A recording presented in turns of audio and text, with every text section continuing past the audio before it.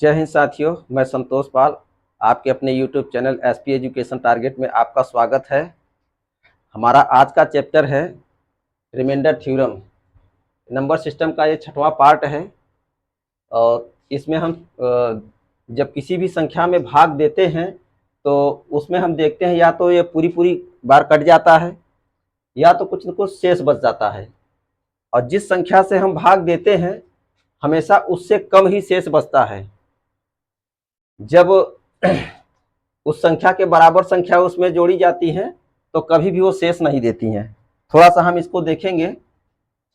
और remainder theorem में ये 4 पार्ट करके ये सभी होते हैं। भाज्य को हम डिविडेंड कहते हैं, भाजक को डिवाइजर कहते हैं इंग्लिश में, और भागफल को क्यूसेंट और शेषफल को रिमाइंडर कहते हैं। तो आज का हमारा ज्यादा फोकस रिमाइंडर पर रहेगा। ठीक, अब थोड़ा कुछ संख्याएं लेते हैं। जैसे अगर हम 10 में 5 का भाग देते हैं तो ये 5 दूनी 10, ये देखिए ये पूरा कट गया। अब इसको डिवाइजर कहेंगे।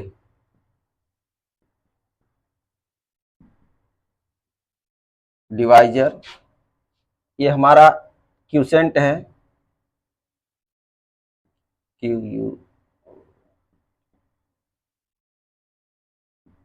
क्यूसेंट। ये है डिविडेंड,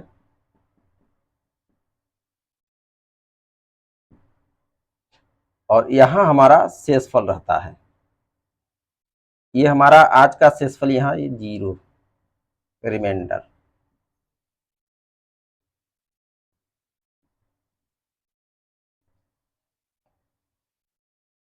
इस तरीके से हम इसको डिनोट करते हैं।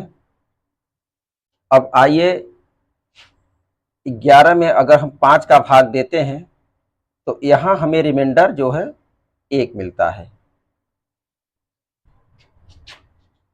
और यहाँ जब भाजक हम इस हिसाब से निकालते हैं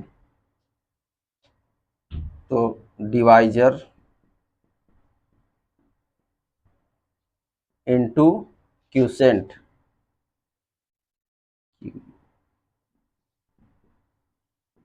क्यूसेंट प्लस रिमाइंडर।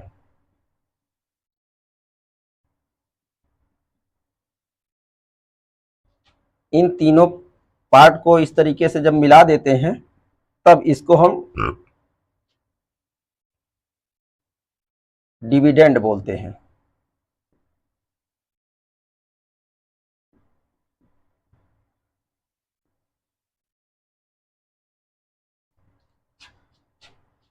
यहाँ देखिए डिवाइजर हमारा ये 5 है, 5, और क्यूसेंट 2 है, और जबकि इस वाले पार्ट में रिमाइंडर 0 है।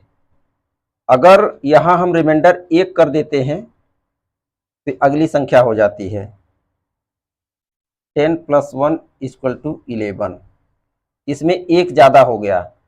अब इसी को हम इस तरीके से भी लिख सकते हैं। यहाँ ये देखिए ये 10 है तो 10 का मतलब यहाँ 5 और +5। इस तरीके से ये 10 को 5 2 खंडों में जोड़कर बनाया गया है। इस तरीके से अगर 5 के जितने भी खंड इसमें जोड़े जाएंगे तो रिमाइंडर हमेशा 0 रहेगा। अगर यही खंड 5 के अलावा 5 से कम किसी भी संख्या को हम ऐड कर देंगे 1 2 3 4 तक, तो वही हमारा रिमाइंडर के रूप में बच जाता है। ठीक, जैसे हम यहाँ देखेंगे 10 में अगर 1 को प्लस किया है तो रिमाइंडर 1 हो गया। इसी तरीके से 12 में 5 का जब भाग देते हैं तो यहाँ रिमाइंडर हमारा 2 हो जाएगा। फिर यहाँ 13 में 5 का भाग देंगे तो रिमाइंडर हमारा 3 हो जाएगा। और फिर यहाँ 14 में 5 का जब 5 से भाग देते हैं तो यहाँ हमारा रिमाइंडर 4 हो जाता है। ठीक, फिर यहाँ जब यह 15 आता है और 5 से जब इसमें भाग देते हैं तब रिमाइंडर हमारा 0 हो जाता है। तो आपने देखा कि 1 रिमाइंडर, 2 रिमाइंडर, 3 और 4 तक रिमाइंडर हमको मिला। उसके बाद जैसे ही 5 खंड 5 पूरा होता है इस तरीके से, जैसे 1 फिर 2 3 करके जब यहाँ 5 प्लस हो जाता है तो ये इसका पूरा हो जाता, जिससे ये डिवाइजर है इसके बराबर होते ही यहाँ 0 हो जाता है और फिर यह संख्या बढ़ के ये यहाँ पूरा पूरा कट जाती है, 15 हो जाता है। तो रिमाइंडर यहाँ 0 हो जाता है। तो जिस संख्या से भाग दिया जाता है उसके बराबर खंड जब पूरा पूरा रहता है तो रिमाइंडर हमारा हमेशा 0 रहेगा। ठीक। अब रिमाइंडर 2 प्रकार के हम निकालते हैं।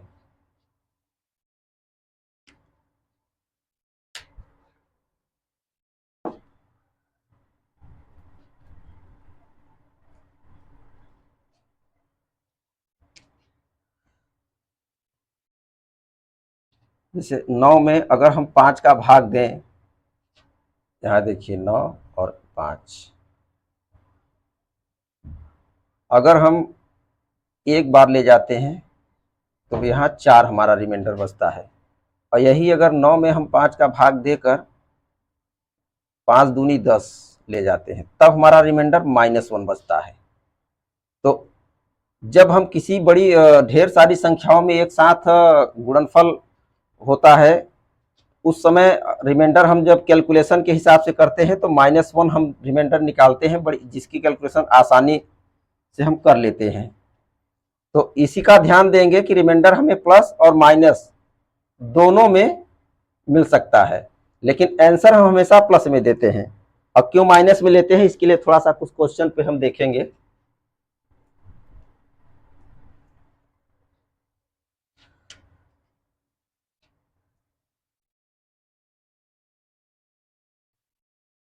नौ 3 3 इंटू 5 2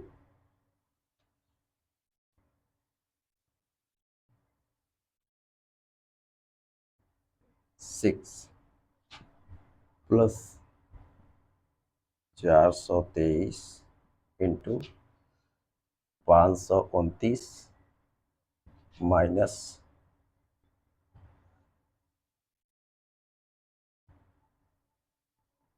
123 इंटू 524।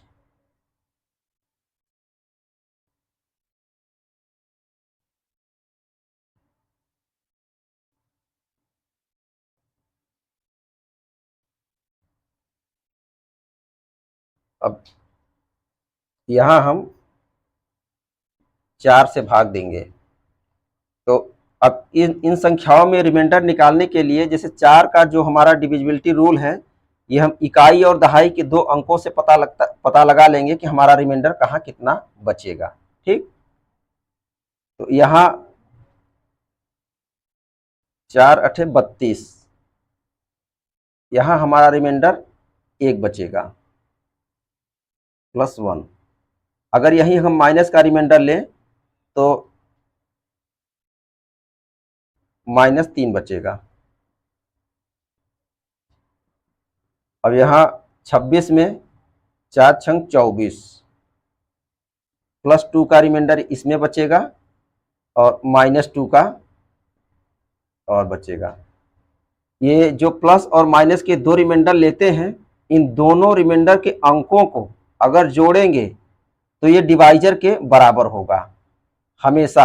अगर एक रिमाइंडर हमको पता चल गया तो दूसरा रिमाइंडर इसमें माइनस करके हम लिख देते हैं। एक प्लस में होगा तो दूसरा माइनस में होगा। और यहाँ 4 छंग 24, यहाँ -1 रिमाइंडर मिला तो इसका एक -1 है तो एक +3 रिमाइंडर बचेगा। और यहाँ 4 सते 28 +1 रिमाइंडर तो -3, यहाँ इसी का 2 रिमाइंडर बचेगा इस तरीके से।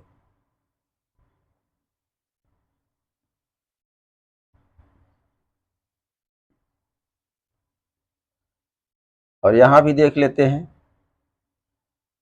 4 छंग 24 -1 का, और यहाँ 0, 4 छंग 24 और प्लस का 3 यहाँ बचेगा, और यहाँ तो 0 हो गया। गुणा में अगर दो संख्याएं हैं, किसी एक का रिमाइंडर अगर हमें 0 मिल गया तो हमें इसके पूरे में 0 ही मिलेगा, क्योंकि 0 में किसी भी संख्या का जब गुणा होता है तो उसका आंसर भी 0 आता है। अब इसको टोटल कैलकुलेट करके हम ये देखेंगे कि फाइनली हमारा रिमाइंडर बचा कितना है। ठीक, अब इसमें हम सबसे छोटा अंक हमेशा लेंगे। अब इसमें +1 छोटा है तो हम इसमें +1 ले लेते हैं, +1। यहाँ इंटू है तो मल्टीपल्स का चिन्ह, फिर यहाँ तो दोनों वही हैं तो हम प्लस वाला ले लेते हैं, फिर प्लस, यहाँ भी -1 और यहाँ +1, फिर माइनस, यहाँ तो 0 हो गया, और ये 2 -1 = 1। ये हमारा इसका आंसर हो जाएगा। जब भी इसका कैलकुलेशन हमारे डिवाइजर से ज़्यादा आएगा तब हम दोबारा इसको 4 से फिर इसी डिवाइजर से इसको डिवाइड करेंगे, क्योंकि अगर 4 से हम भाग दे रहे हैं तो हमारा रिमाइंडर हमेशा 4 से भाग देने पर रिमाइंडर आएगा 0 आ सकता है, 1, 2, 3। 4 से छोटा यही रिमाइंडर आएगा। किसी भी संख्या से अगर हम 5 से भाग देंगे तो 0, 1, 2, 3, 4 तक इस तरीके से रिमाइंडर आएगा। तो जिस संख्या से हम भाग देंगे उससे छोटा रिमाइंडर हमें मिलेगा। अगर बड़ा मिल जाता है इस तरीके से कैलकुलेशन में तो हम इसको हमेशा 4 से पुनः डिवाइड कर देते हैं, तो जो बचेगा वो आंसर होगा। अगर हमारा आंसर माइनस में आता है तो हम इसी डिवाइजर में वापस घटा देंगे तो प्लस में हमें रिमाइंडर मिल जाएगा और वही हमारा आंसर होगा।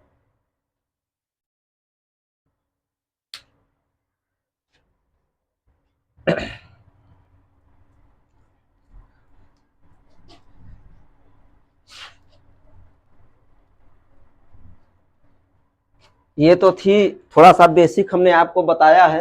अब हम थोड़ा क्वेश्चन के माध्यम से सारी चीजों को 1 बाय 1 सीखेंगे। थोड़ा क्वेश्चन भी हल हो जाएगा और हम सारी बातों को कंप्लीट भी करेंगे।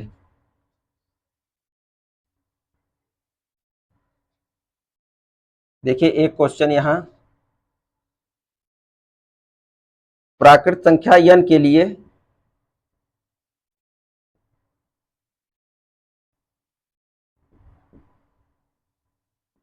संख्या n के लिए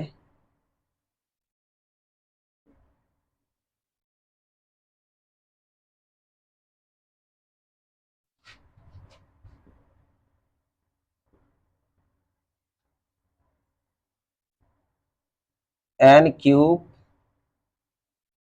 - n सदैव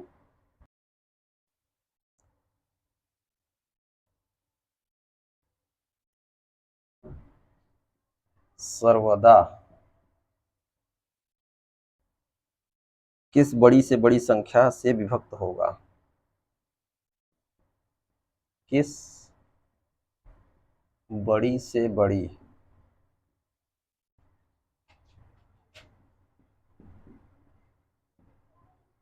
संख्या से विभक्त होगा?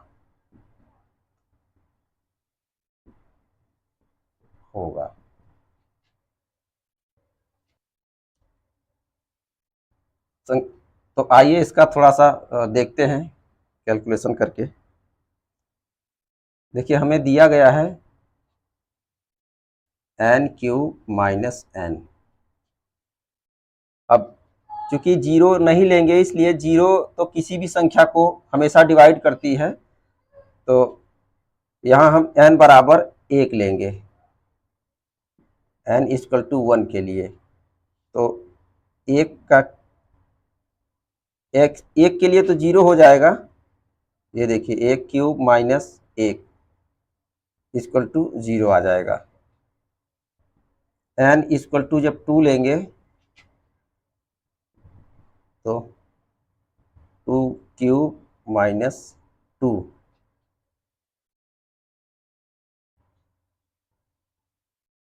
इक्वल टू 6 आएगा, या 6 इंटू 1। n इक्वल टू 3 के लिए तो 3 का क्यूब माइनस 3 इक्वल टू, ये इसका 27 हो जाएगा, 27 में से 3 गया 24, ये 6 इंटू 4। n इक्वल टू 4 पे तो 4 का क्यूब माइनस 4, 4 चौक 16 चौक 64 में से 4 गया तो 60 बचेगा, 60, ये 6 इंटू 10। इस तरीके से आप जब इस पे मान रखते चले जाएंगे 4 5 6 7, तो ये देख रहे हैं ना, ये 6 के गुणज में मिलता चला जाएगा इस तरीके से। तो यह किसी भी मान के लिए यह पूछ रहा है कि सर्वदा किस बड़ी से बड़ी संख्या से विभाजित होगा। तो यह 6 एक ऐसी संख्या है, ये हर मान के लिए ये 6 से डिवाइड होगा। 2 से ही स्टार्ट हो गया, बाकी ये कितनी भी बड़ी संख्या चले जाइए, ये 6 एक ऐसी संख्या है जो हर संख्या को डिवाइड कर देगी। तो यहां हमारा आंसर हो जाएगा 6।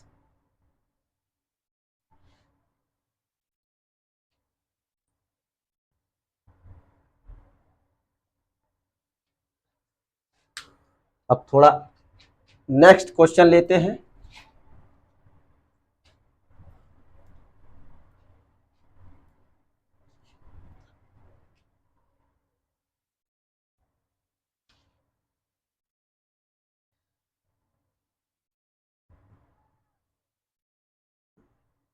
यदि n एक धनात्मक पूर्णांक है, n एक धनात्मक पूर्णांक है,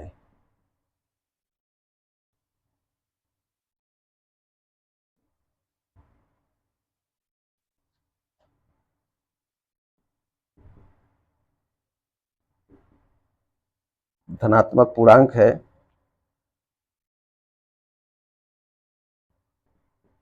तो 3 to the power 4n minus 3 to the power 4 to the power 3n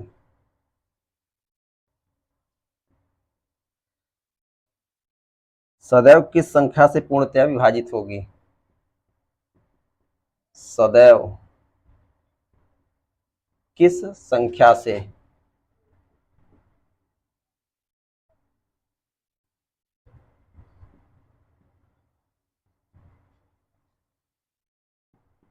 पूर्णतया विभाजित होगी?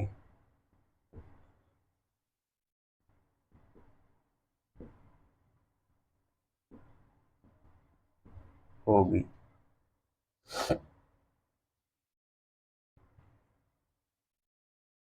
तो आइए इसको देखते हैं। दिया है 3 to the power 4n minus 4 to the power 3n। तो इसको इस रूप में लिख लेते हैं, 3 टू द पावर 3 पर power n minus 4 to the power 3 पर पावर n, और फिर इसको लिखते हैं, ये 3 तिया 9 तिया 27, ये 27 पर पावर n हो जाएगा माइनस 4 चौक 16 चौका 64 पर पावर n। ये हमारा इस फॉर्म में आ गया कि अब ये दोनों घाते समान हैं। तो आपने देखा होगा कि जब ये दोनों घातें सेम होती हैं और ये माइनस में होता है, तो सिर्फ इन संख्याओं का ये हमेशा, ये देखिए x to the power n minus y to the power n सदैव x माइनस y से विभाजित होगा, विभाजित होगा, होगा। आपने बीजगणितीय सिद्धांत में पढ़ा होगा, देखिए थोड़ा उसको एक नज़र देख लेते हैं। ए क्यूब माइनस बी क्यूब, यहाँ आप देखेंगे जब इसको हम हल करेंगे ना, तो इस तरीके का एक खंड हमें मिलेगा। अगर इस समीकरण में ऐसा खंड हमें मिलता है तो इसी से यह व्यंजन हमेशा डिवाइड हो जाएगा पूरी तरीके से। तो देखते हैं, ये A minus B into A square plus B square plus A B, ये हमें प्राप्त होता है। तो आपने ये देखा कि यह भी सेम घात है, तो यहाँ एक खंड हमें a माइनस बी मिल गया। इसी तरीके से अगर यहाँ प्लस होता तो यहाँ प्लस वाला खंड, ये देखिए A cube plus B cube equal to A plus B और A square plus B square minus A B. इस तरीके से जब यहाँ प्लस है तो यहाँ हमारा प्लस का खंड मिला, तो यहाँ प्लस रहने पर हम सदैव कहेंगे यह ए प्लस बी से यह पूरा पूरा व्यंजन हमेशा विभाजित होगा, क्योंकि जब इसका हम विस्तार करते हैं तो इसमें ए प्लस बी का एक गुणनखंड हमें प्राप्त होता है। और इसी तरीके से ए क्यूब और माइनस बी क्यूब का जब हम विस्तार करते हैं तो ए प्लस बी एक हमें गुणनखंड प्राप्त होता है। यही नहीं, अगर आप किसी बड़ी घात का भी एक्सप्लेनेशन करते हैं तो उसमें उसी का एक यह खंड जरूर मिलेगा। अगर हम A to the power 5 minus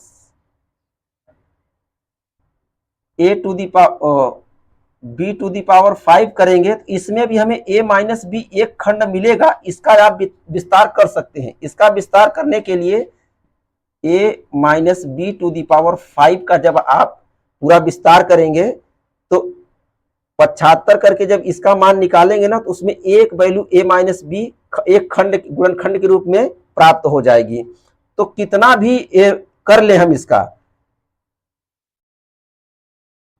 इस तरीके का खंड ये ए क्यूब माइनस बी क्यूब में ए माइनस बी प्राप्त होगा, ए क्यूब प्लस बी क्यूब में ए प्लस बी एक खंड प्राप्त होगा। तो हम हमेशा के लिए इसको याद रखेंगे कि अगर इस तरीके का कोई व्यंजन मिलता है ऐसा, तो इसके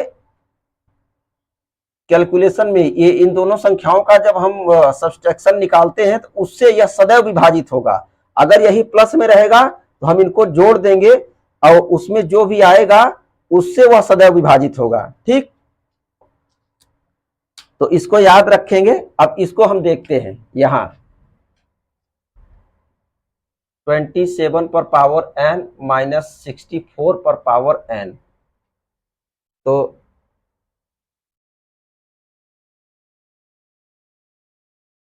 27 और 64, 11 6 2 8 9 91, यह सदैव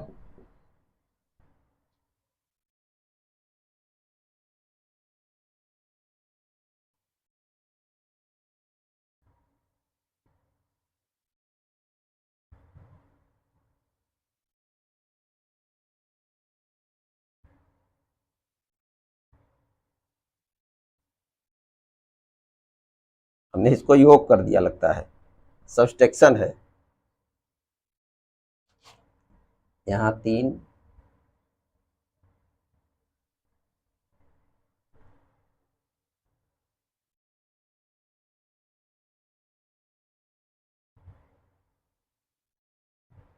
सॉरी, यहाँ ये हमने गलती कर दी है लिखने में, इसको आप सुधार लेंगे। यहाँ 4 आएगा, चूंकि ये सवाल में हमने गलत लिख दिया। इसकी घात 4n है और इसकी घात 3n है, तो यहाँ 4 निकालकर ऊपर n लगा दिया है हमने घातांक रूल से, और यहाँ 3 इसके नीचे आएगा, n इधर आ जाएगा गुणन में। तो अब जब इसका हम ये करेंगे,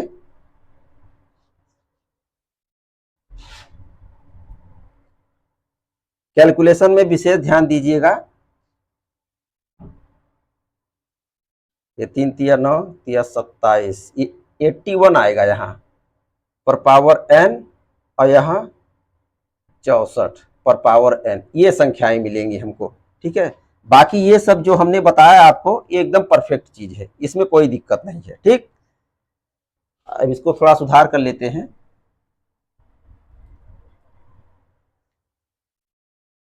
अब यहाँ देखिए 81 और 64, इसका सबस्ट्रैक्शन निकालेंगे तो 11 में से 4 गया 7, और यहाँ 7 में से 1 17।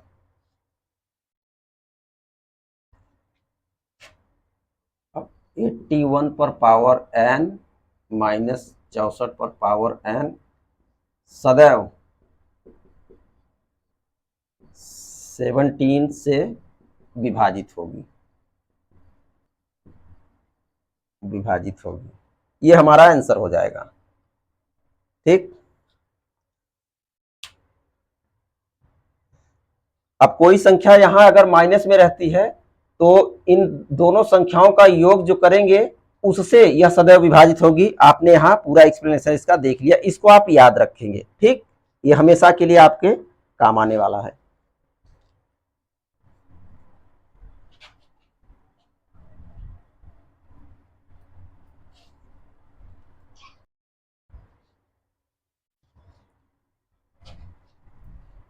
ये क्वेश्चन हो गया।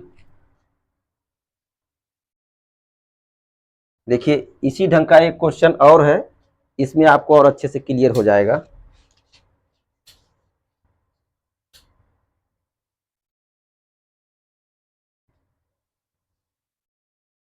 वन 127 पर पावर 127 प्लस 97 पर पावर 127, एक इक्वेशन, एंड सेकेंड है 127 पर पावर 97 प्लस 97 पर पावर 97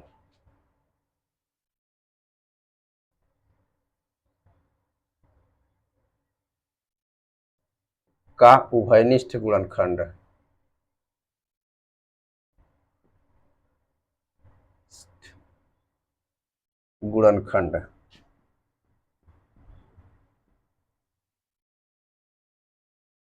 अब उसी ढंग से यहां ये पूछ लिया है कि इन दोनों का उभयनिष्ठ गुणनखंड क्या होगा, क्योंकि आपने देखा ना भी कि अगर घाते सेम है और राशियां योग में हैं तो उन अंकों का योग उनको सदैव विभाजित करेगा, और यही काम इसमें है। तो दोनों अंक यहां दोनों सेम है तो सेम राशियां इसको भी विभाजित कर देंगी, इसीलिए इसने कहा है कि इसका उभयनिष्ठ गुणनखंड क्या होगा। अगर ये राशियां अलग अलग होती तो इनके गुणनखंड भी अलग अलग आते, क्योंकि इसका योग कुछ और आता और इसका योग कुछ और आ जाता, उभयनिष्ठ नहीं न हो पाता। और दोनों का योग सेम दिया हुआ है, इसलिए इसने यह पूछ लिया कि इसका उभयनिष्ठ गुणनखंड क्या होगा। तो जैसे पुराना पीछे की तरह था, पहले की तरह सवाल 127 और 97 को प्लस कर देंगे, 7 7 ये 14 4 आया, 9 2 11 1 12 1 2, इन दोनों का योग करने पे 224 आया। अब इसमें हम लिख देंगे कि इसका उभयनिष्ठ गुणनखंड 224 है, 24 से दोनों विभाजित होंगे।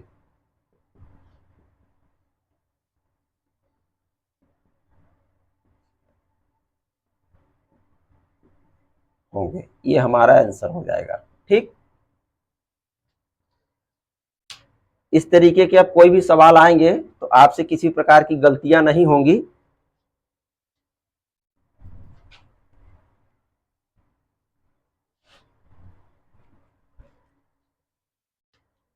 नेक्स्ट सवाल देखते हैं।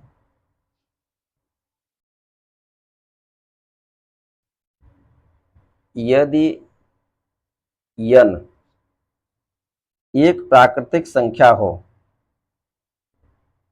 एक प्राकृतिक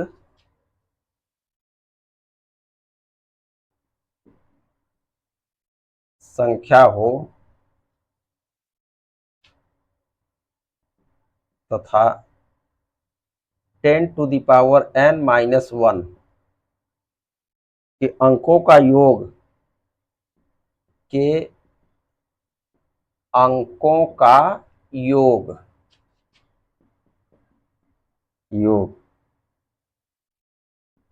4707 हो तो n का मान कितना होगा?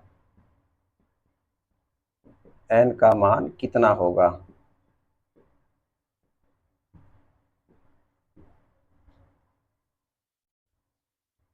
बड़ा ही आसान सा क्वेश्चन है।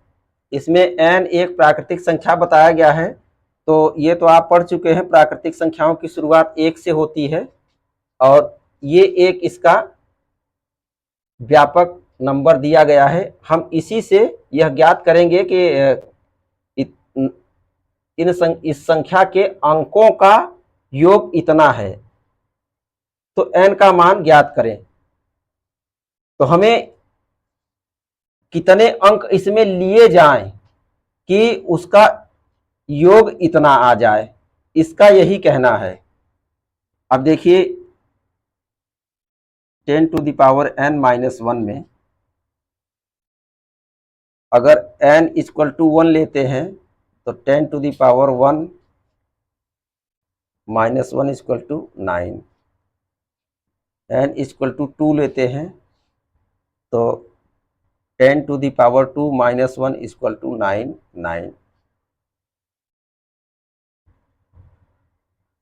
n इक्वल टू 3 तो 10 to the power 3 -1 equal to 9।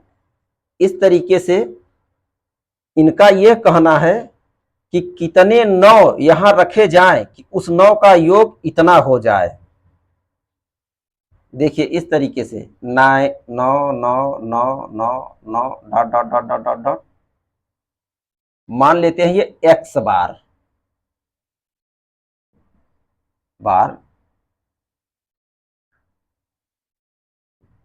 रखने पर अंकों का योग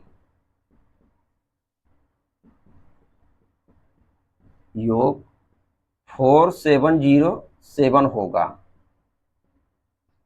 तो अब इसी अंकों का योग है। अब यहां आप देखेंगे 9 + 9, अगर 2 अंकों का योग है तो हम इसको 18 लिखेंगे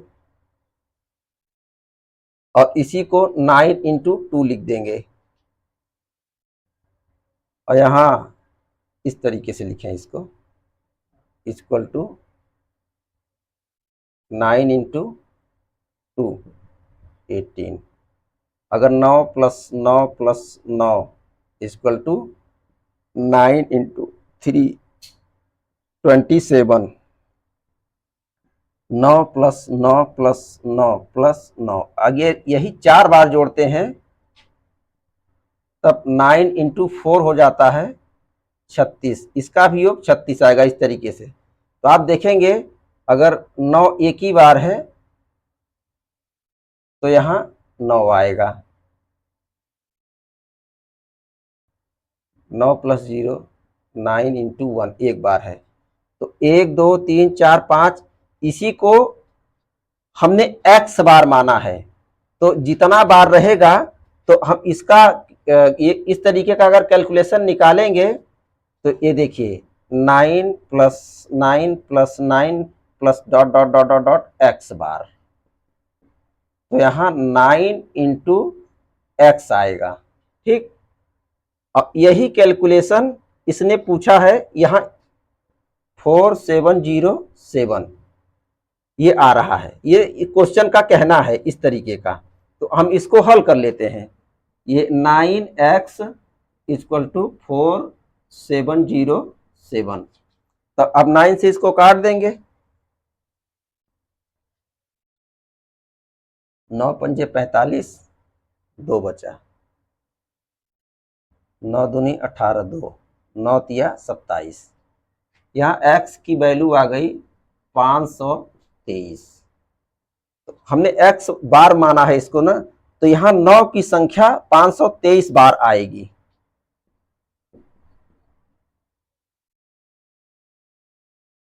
जब हम 9 की संख्या 523 बार लेंगे और उनको जोड़ेंगे तो उनका कैलकुलेशन ये आ जाएगा। ठीक, तो ये इसका आंसर हो गया। आपको बहुत अच्छे से ये सारी बातें समझ में आई होंगी। और शॉर्टकट लगाने के लिए ये किया है, आप एक ही बार में समझ सकते हैं कि अगर हमको इसी का योग दिया गया है तो अगर x बार हम मान लेते हैं तो टोटल योग होता है, तो ये पहली लाइन से ही इसका कैलकुलेशन आ जाएगा।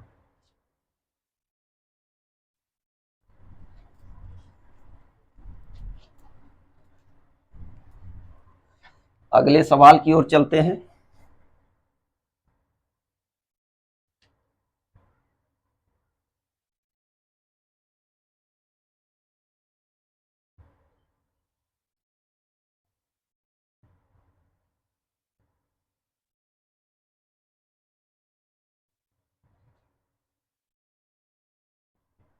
चौतीस 28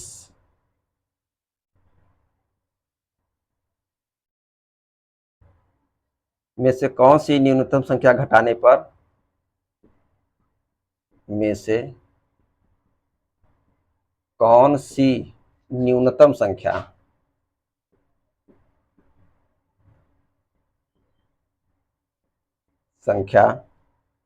घटाने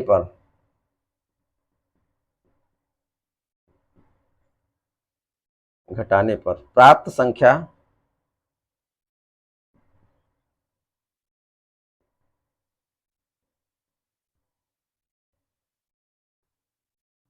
तेरह से पूरी तरह विभाजित होगी। 13 से पूरी तरह विभाजित होगी।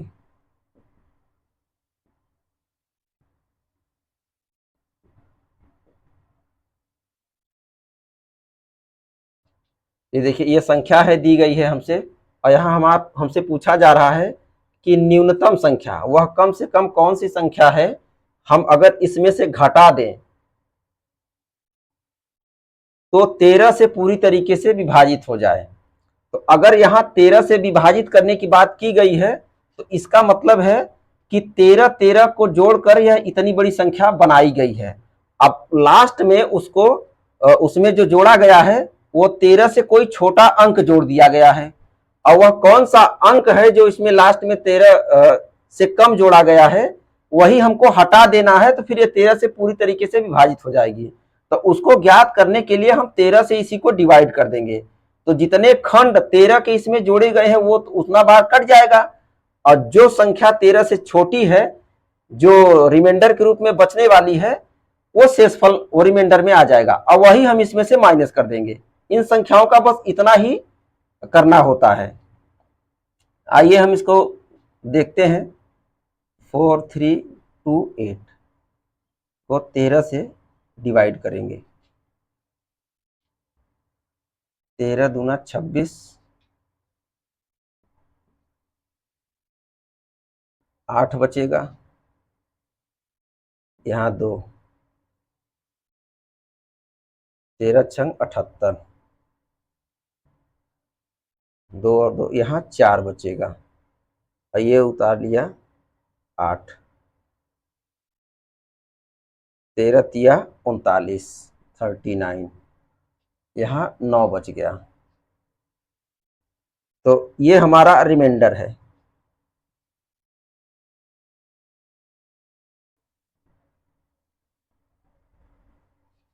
यही 9 ये 13 से छोटा है, तो क्योंकि अगर यह 13 पूरा इसमें जोड़ा गया होता तो रिमाइंडर 0 बचता, और चूंकि 9 लास्ट में जोड़ा गया है इसलिए ये 9 इसका रिमाइंडर के रूप में आ गया। अब यही संख्या इसमें से घटा देंगे। ये देखिए 34 28 में से 9 इसको माइनस कर देते हैं। यहाँ 18 में से 9 गई, 9 बचेगा, यहाँ 1 बचेगा, यहाँ 4, ये 3।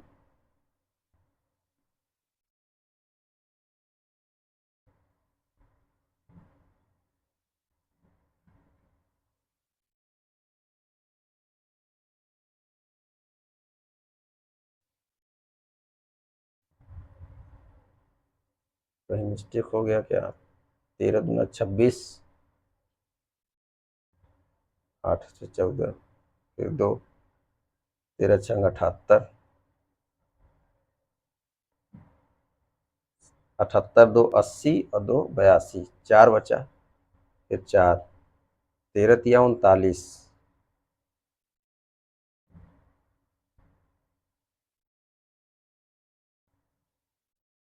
सही है। ये इसका आंसर होगा, वह न्यूनतम संख्या 9 होगी। वह न्यूनतम संख्या 9, ये हमारा आंसर होगा। बहुत ही आसान सा सवाल था। अब आते हैं नेक्स्ट सवाल पे।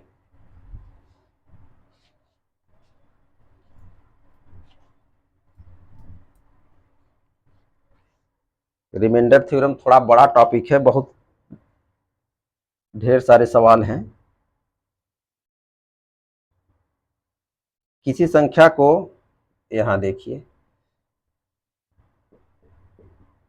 किसी संख्या को 136 से भाग देने पर, 136 से भाग देने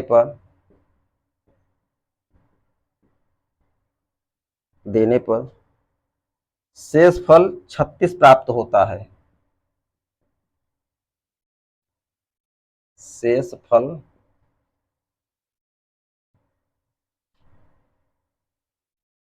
36 प्राप्त होता है।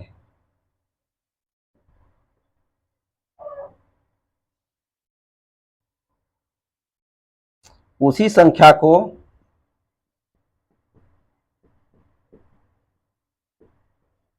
उसी संख्या को 17 से भाग दे तो 17 से भाग दे तो शेषफल क्या होगा? शेषफल क्या होगा? ये भी बहुत ही आसान सवाल है। अब इसमें यह कहा गया है कि कोई एक संख्या है, वो संख्या हमें नहीं पता है कि वो कौन सी संख्या है, लेकिन जिससे भाग दिया जा रहा है, जो भाजक है, जो डिवाइजर है, वो हमें पता है, वो 136 है। इससे भाग देने पर जो रिमाइंडर बचेगा, शेषफल, वो 36 प्राप्त होता है जब हम इस संख्या से भाग देते हैं। अब उसी संख्या में जब हम 17 से भाग देंगे, तब पूछ रहा है कि हमारा रिमाइंडर क्या होगा।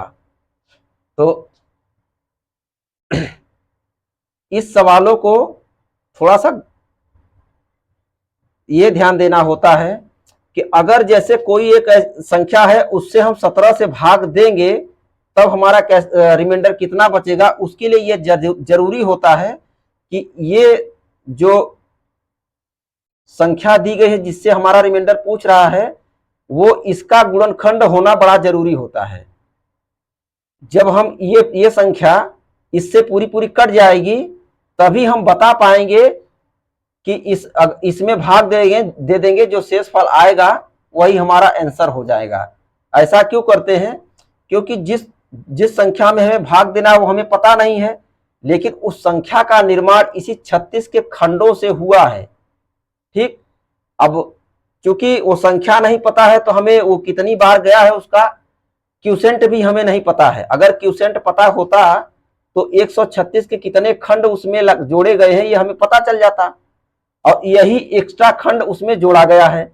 अगर इसका 136 ये 17 से एक खंड पूरी तरीके से कट जाता है, तो जितने भी खंड उसमें जोड़े गए हैं वो सारे खंड इससे कट जाएंगे।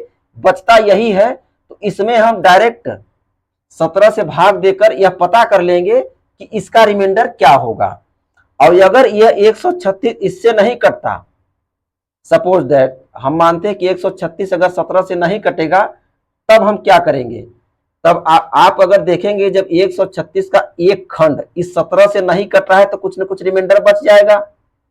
इस तरीके से कितने खंड हैं जब यही हमें नहीं पता है, तो एक खंड में जो रिमाइंडर बचेगा तो कितने खंडों में वह रिमाइंडर बच रहा है, उस तरीके से उतने खंड में जो रिमाइंडर बचेगा उस रिमाइंडर को इसमें जोड़ना पड़ेगा, तभी हम इससे बता पाएंगे कि कितना शेषफल बचेगा। और जब यह खंड पूरा पूरा कट गया तो ये चाहे जितने खंड हो सभी पूरी तरीके से कट जाएंगे, बचेगा यही अंक लास्ट में। तो इस अंक में हम 17 से भाग दे देंगे तो पूरा डिवीजन रिमाइंडर हमको मिल जाता है। ठीक, तो समझ गए होंगे इसको किस तरीके से लगाते हैं। अगर यह इससे भाग 136 17 से नहीं करता है तो हमारा आंसर होता है कैन नॉट डिटरमाइंड, हम इसको ज्ञात नहीं कर सकते। क्योंकि देखा ना आपने, अगर इसके एक भाग में अगर कोई रिमाइंडर बच गया तो इसके कितने भाग इसमें ज्वाइंट है उसका हम रिमाइंडर का पता नहीं लगा पाएंगे, और फिर इसमें हम जोड़ नहीं पाएंगे, तो इसका शुद्ध रिमाइंडर हम नहीं बता पाएंगे।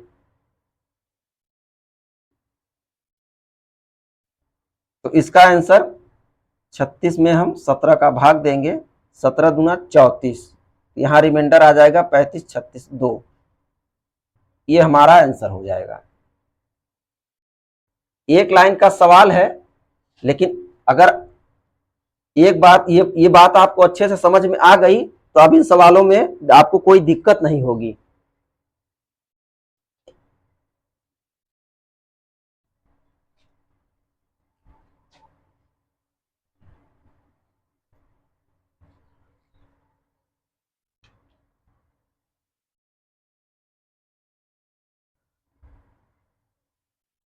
देखिए इसी तरीके का एक सवाल और है, देख लेते हैं। किसी संख्या को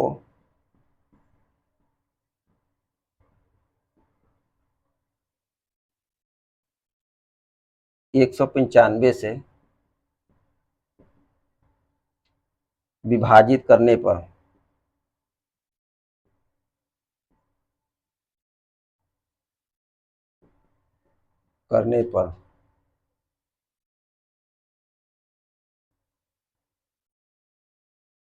फोर्टी 47 शेष बचता है।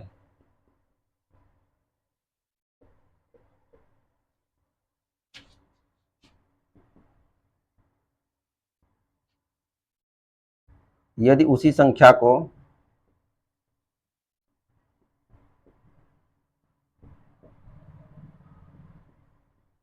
संख्या को 13 से भाग देने पर शेषफल क्या होगा? 13 से भाग देने पर शेषफल क्या होगा?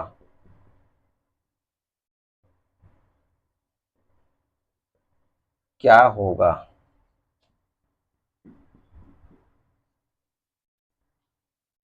देखो थोड़ा इसको डेमो देके देखते हैं। जैसे 13 13 का खंड यहाँ अगर किसी संख्या में 195 से भाग देते हैं तो 47 शेष बचता है। तो वह संख्या 195 का कई खंड जोड़कर बनाई गई है, और लास्ट वाला जो खंड है वो 195 न होकर 47 जोड़ा गया है उसमें, तब उस संख्या का निर्माण हुआ है। यहाँ देखिए जैसे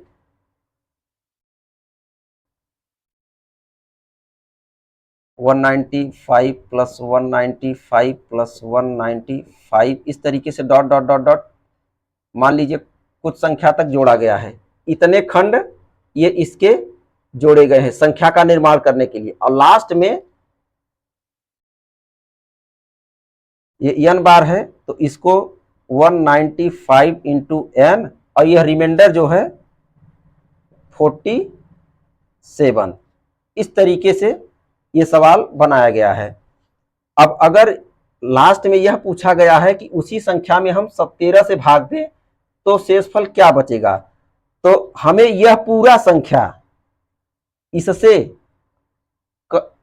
पूरी तरह विभाजित होनी चाहिए, तभी इस रिमाइंडर का हम पता लगा पाएंगे। मान लीजिए अगर इसमें अगर कोई शेष बच जाता है तो पहले इसमें शेष बचेगा, फिर इसमें बचेगा, फिर इसमें, इस तरीके से सभी संख्याओं में जो शेष बचेगा, तो हमको जब यही नहीं पता है कि कितनी संख्या है तो हम उसका इसी का शेषफल नहीं निकाल पाएंगे, तो हम इसका शेष कैसे ज्ञात कर सकते हैं। इसीलिए जब ये इसका यह खंड नहीं होती तो हम यही आंसर देते हैं कि इसको ज्ञात नहीं किया जा सकता। ठीक, तो इस बात को हमने दोबारा एक्सप्लेन किया है, अगले सवाल में भी किया था, अब समझ गए होंगे आप।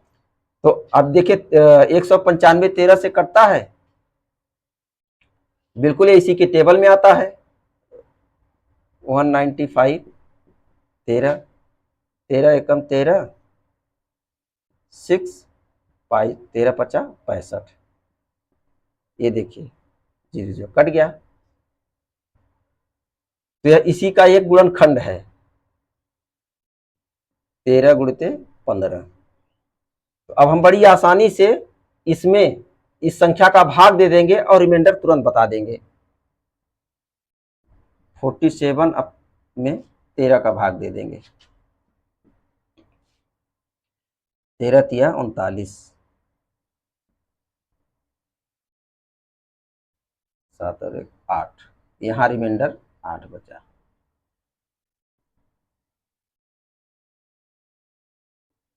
यही हमारा आंसर हो जाएगा।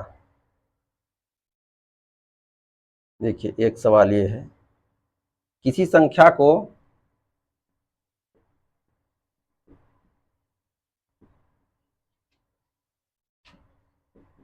को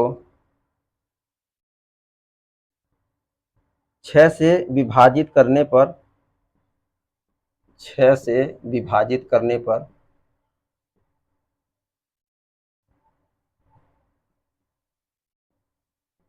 पर शेषफल 3 प्राप्त होता है।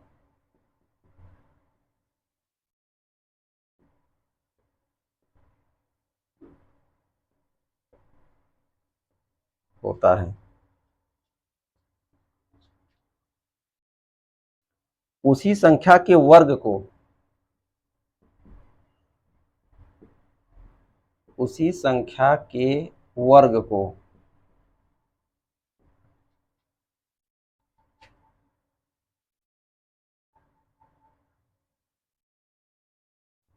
6 से विभाजित करने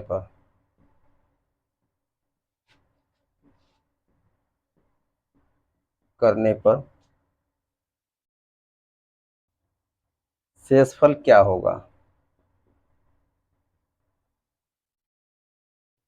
शेषफल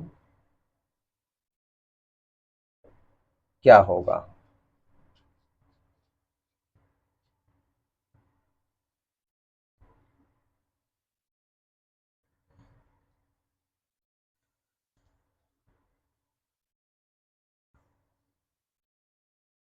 अब देखिए इसमें थोड़ा सा चेंजिंग आई है कि किसी संख्या का, कोई संख्या है उसको 6 से विभाजित किया जाता है तो शेषफल 3 बचता है।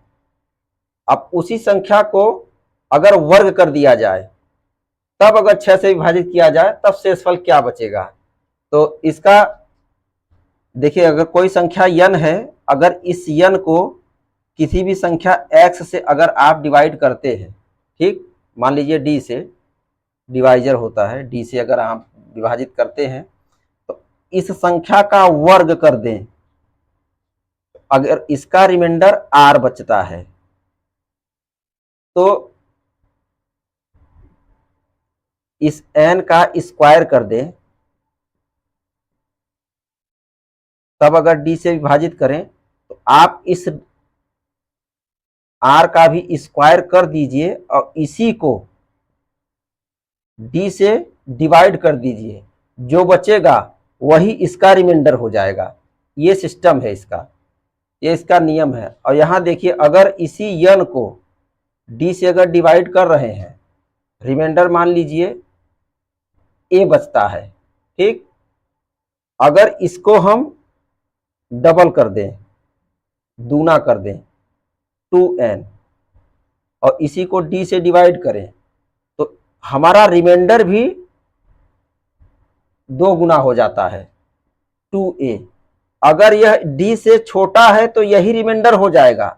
अगर दुगुना करने पर जिससे भाग दिया गया है उससे बड़ा हो जाता है तो उसको पुनः d से डिवाइड करते हैं और जो रिमाइंडर बचेगा वो हमारा आंसर होगा।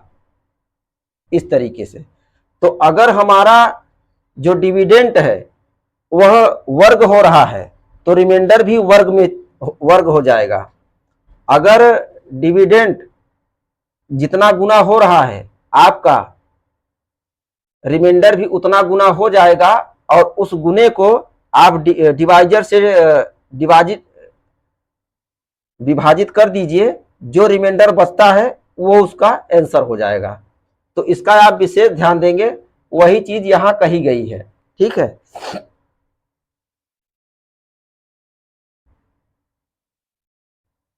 तो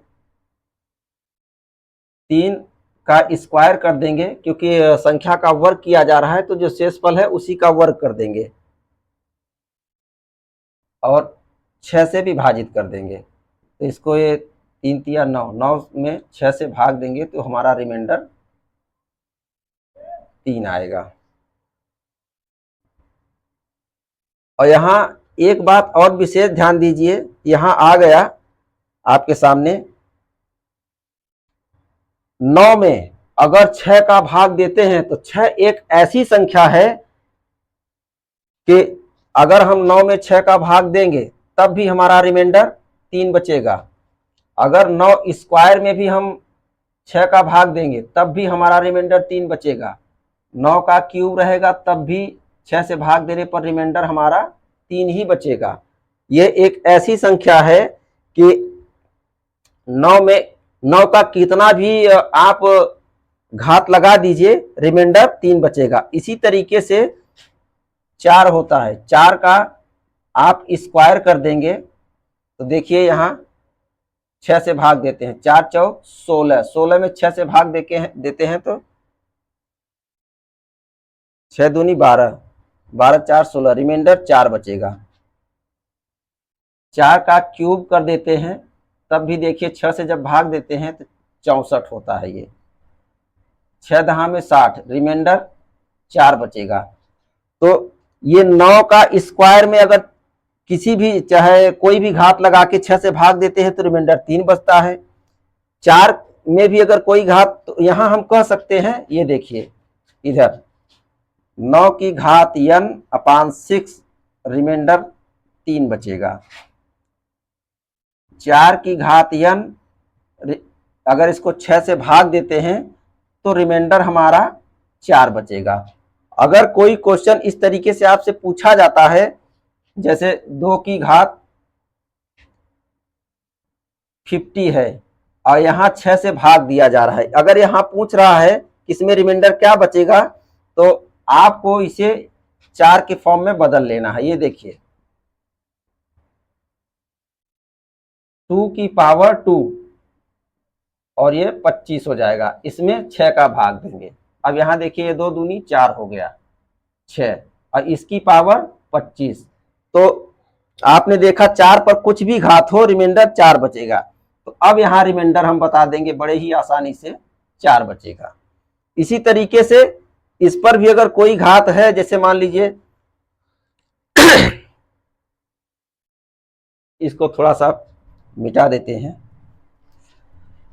अब इस तरीके का क्वेश्चन आया है तो इसमें जो भी चीजें आती हैं उसको हम सीखते हुए चलेंगे, कोई भी चीज आपकी छूटेगी नहीं, हर चीज पे डिस्कस किया जाएगा और बहुत अच्छे से। यहां देखिए अगर 3 की घात यही सम ले लीजिए, 60 ले लीजिए और इसको जो है 6 से डिवाइड कर दीजिए तो यहां देखिए 3 का स्क्वायर और 30 दूना 60 होता है अपान 6। तो अब यहाँ 9/9 लिखिए अच्छे से, 9/6 और पूरे की घात 30। तो यहाँ भी हमारा रिमाइंडर 3 बचेगा। और यही घात अगर विषम हो जाती है तो देख लीजिए इस पे भी 3 की घात 51 कर देते हैं। 6, तो यहाँ देखिए 3 की घात 2 दूनी 50, एक बचता है इंटू 3 लिख देंगे यहाँ अपान 6। तो इसका तो रिमाइंडर 3 बचेगा, 3 फिर इंटू 3 अपान 6, 3 तिया 9 अपान 6, इसका भी रिमाइंडर आया 3। ये इस तरीके से अगर कोई अंक विषम होते हैं तो पहले आप इसके रूप में चेंज करिए और जो भी यहाँ बचता है इसी की घात लगाकर रख दीजिए। क्योंकि यहाँ एक 51 था तो 3 की घात 1 लगा दिए, 52 होता तो सम संख्या हो जाती तो इसी में कट जाता। बस इसी ढंग से हिसाब लगाकर इसको बहुत ही आसानी से हल कर लीजिए।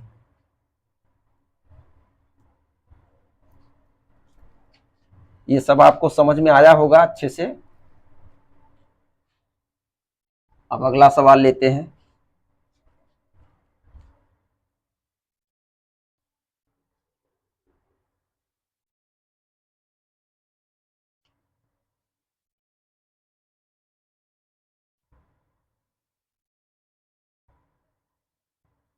एक संख्या को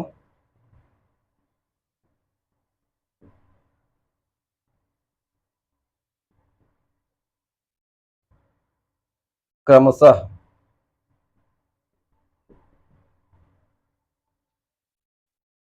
9, 11, 13 से विभाजित करने पर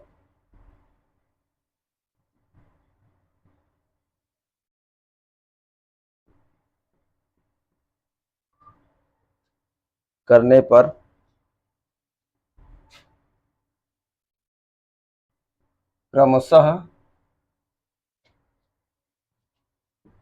8,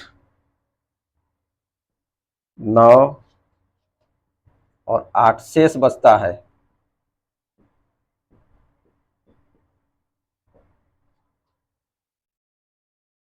यदि विभाजकों के क्रम उलट दिए जाएं, यदि विभाजकों के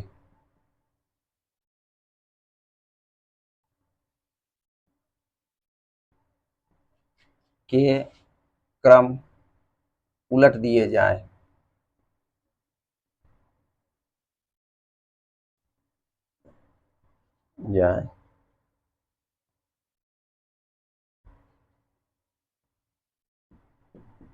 तो शेषफल क्या होगा?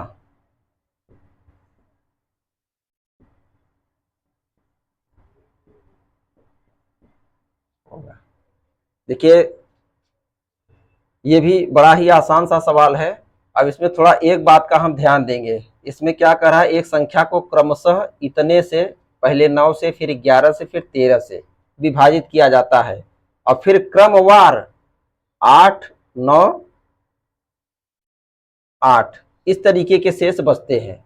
अब इसी विभाजकों के क्रम उलट दिए जाए, देखिए ये है विभाजक, इसके क्रम उलट दिए जाए और क्रम उल्टेंगे तो उल्टे हुए क्रम क्या हो जाएंगे, 13, 11 और 9। तब इनसे हमें भाग देना होगा। अब इनसे भाग देंगे तो यही पूछ रहा है कि तब हमारा शेषफल क्या होगा। तो अभी इसमें हमको पहले ये ज्ञात करना होगा कि वो संख्या क्या है जिसमें हम इससे भाग देंगे, ठीक है। और एक चीज और समझेंगे, यहां लिखा हुआ है क्रमशः। क्रमशः, लगातार, इस तरीके के अगर क्रम पूछे जाते हैं तो इसका मतलब समझ लीजिए। देखिए जैसे अगर मान लीजिए पहली संख्या ये 9 है, ठीक, 9 से भाग देते हैं किसी x संख्या में और ये y बार गया, ठीक। तो अब दूसरी बार क्रमशः का मतलब अब हम 11 से भाग देंगे। मान लीजिए कुछ यहाँ रिमाइंडर जो ही बचा हो तो उससे मतलब यहाँ 8 रिमाइंडर बचा हुआ है, ठीक। जब 9 से हमने किसी संख्या में भाग दिया तो x बार गया और 8 हमारा ये रिमाइंडर बच गया, ये सवाल कह रहा है, ठीक। अब हम भाग देंगे 11 से। अब 11 से हम x में भाग नहीं देंगे, 11 से हम y में भाग देंगे। ठीक है, क्योंकि जो भागफल है, अब y में हम ये 11 से भाग देंगे, तो मान लीजिए यहाँ हमारा z बार गया, और यहाँ ये सवाल कह रहा है कि हमारा ये रिमाइंडर जो है 9 बचा है। ठीक, तो अब फिर लगातार कह रहा है, फिर अब हम 13 से भाग देंगे। अब इस 13 से हम y में भाग नहीं देंगे, ये z में भाग देंगे। ठीक, तो अब z में भाग देंगे, तो यहां देखिए 13 से हम z में भाग देंगे। अब ये भी कुछ बार जाएगा, मान लीजिए ये a बार चला गया, तो यहां हमारा शेषफल फिर 8 बच गया है। तो यहां आप अच्छे से समझ गए होंगे कि क्रमशः और लगातार का मतलब क्या होता है। क्रमशः और लगातार का यही मतलब होता है कि एक बार जब हम जिस संख्या से जिसमें भाग देंगे, फिर दोबारा जब किसी दूसरी संख्या से लगातार भाग देने की बात आएगी, तो जो भागफल आएगा, जो क्यूसेंट आएगा, हम उसमें दूसरी संख्या से भाग देंगे, फिर उसका जो क्यूसेंट आएगा भागफल, उसमें जो है हम भाग देंगे। यहाँ इस तरीके से ये लगातार के क्रम होते हैं। ठीक, जाहिर सी बात है आप समझ गए होंगे अच्छे से।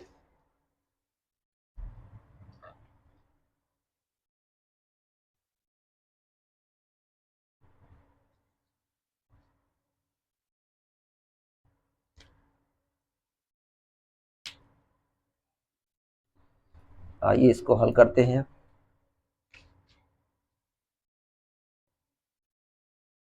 देखिए इसको इस तरीके से लिख लेते हैं, ये 9, 11, 13, और इधर जिससे भाग दिया जा रहा है उन संख्याओं को लिखते हैं, और इस तरफ जो शेष बचने वाली संख्या है, जैसे 8 शेष बचा, 9 शेष बचा, फिर 8 शेष बचा। ये अब इसमें कभी कभी इन सवालों में एक चीज और दी हुई रहती है कि अंतिम भागफल जो भी दिया रहेगा, अंतिम भागफल 1, 2, 3, 4, 5, 6, 7 जो भी दिया रहेगा, तो उस अंतिम भागफल को हम यहां लिखेंगे। ठीक, अंतिम भागफल को यहां लिखेंगे, और इस 13 का गुना इसमें करेंगे, और जो आएगा उसमें 8 जोड़कर यहां लिखेंगे। ठीक, फिर 11 का मल्टीपल इस संख्या से करेंगे, फिर उसमें इस रिमाइंडर को जोड़कर यहां लिखेंगे। इस तरीके से 9 का मल्टीपल इसमें करेंगे, और इसका इस रिमाइंडर से ऐड करके यहां लिखेंगे, वो हमें पूरी संख्या मिल जाएगी, जिसमें हमें इन सभी संख्याओं का भाग दिया रहेगा। अब हमें यहाँ अंतिम भागफल की चर्चा की नहीं गई है, दिया नहीं गया है, तो हम उस संख्या को प्राप्त करने के लिए कोई भी एक छोटी से छोटी संख्या लेंगे। आप चाहे 0 ले लीजिए, चाहे 1, 2, 3, 4, 5 कुछ भी ले लीजिए, आएगा सबसे वही आंसर, सबसे एक सेम ही आएगा, लेकिन हम सबसे छोटी संख्या लेंगे ताकि हमारी कैलकुलेशन आसान हो। हम यहाँ 1 लेते हैं, तो 13 में 1 का गुना करेंगे, 13 एकम 13, और 13 8, 21।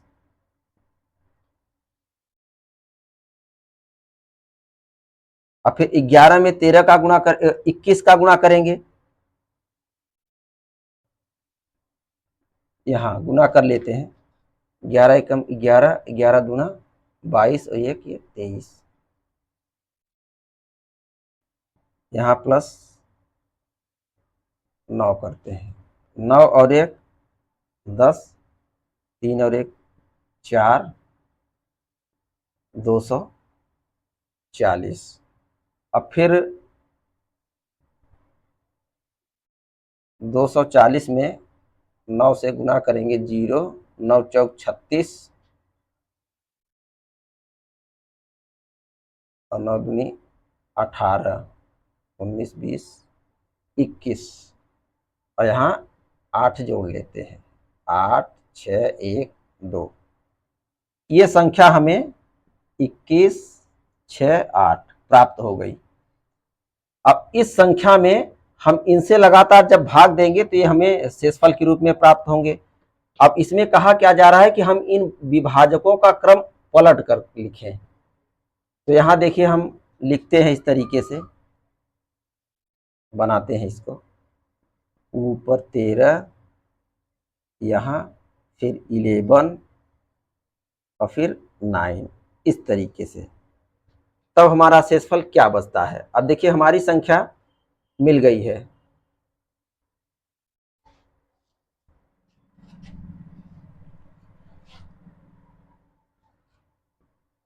21 68। अब हम इसमें सबसे पहले 13 का भाग देंगे, 13 एकम 13, यहाँ 8 बचा, फिर उतारा 6, 13 छंग 78, 6 2 8, फिर यहाँ 8 बच गया। अब इस 8 को उतार लेंगे, फिर 13 छंग 78, यहाँ 0 1, यहाँ हमारा रिमाइंडर 10 बच गया।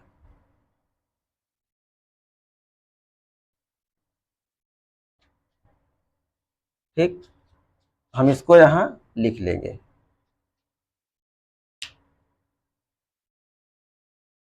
अब चूंकि भाग हमको लगातार देना है, अब इसमें दोबारा 11 का भाग हम इसमें नहीं देंगे, हम इसमें देंगे। तो यहाँ देखिए 166 में हम 11 से डिवाइड करेंगे, तो 11 एकम 11, यहाँ 5 बचा और ये 6 उतारा, 11 पंजे 55, 1 बचा। यहाँ हमारा रिमाइंडर 1 बचा, हम यहाँ 1 लिखेंगे। अब ये भागफल हमको 15 प्राप्त हुआ है। अब इस 15 में हम 9 का भाग देंगे,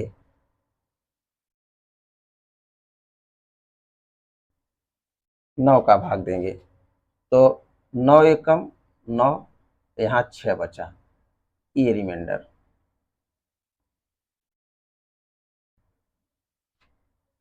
और यहाँ हम 6 लिखेंगे। तो हमसे यही पूछा गया है कि विभाजकों के क्रम उलट दिए जाएं तो शेषफल क्या होगा।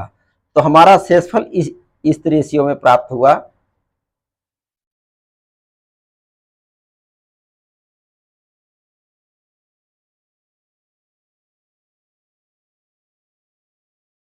संख्या भी लिख देते हैं, 21 6 8, फिर 166, फिर 15।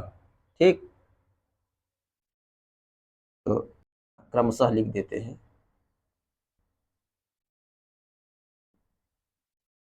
रिमाइंडर पहले 10, फिर 1, फिर 6, ये हमारा आंसर हो गया। बहुत अच्छे से हमने समझाने का प्रयास किया है, आपको समझ में भी आया होगा। सबसे बड़ी बात है यहाँ जो क्रमशः लिखा हुआ है, चाहे यहाँ क्रमशः लिखा रहे या लगातार लिखा रहे। लगातार का मतलब यही होता है इस तरीके से, ये जितनी बार गया यहाँ भागफल लिखा, फिर 11 में इसका भाग दिया, फिर जो भागफल इसका आया यहाँ लिखा, फिर 9 में इसका भाग दिया, फिर ये रिमाइंडर, इधर की ये रिमाइंडर है, इधर ये लगातार भाग दिया गया है, और ये भागफल, ये भागफल यही है, और ये जिससे ये डिवाइजर है, ठीक, भाजक, और ये आंसर हो गया हमारा।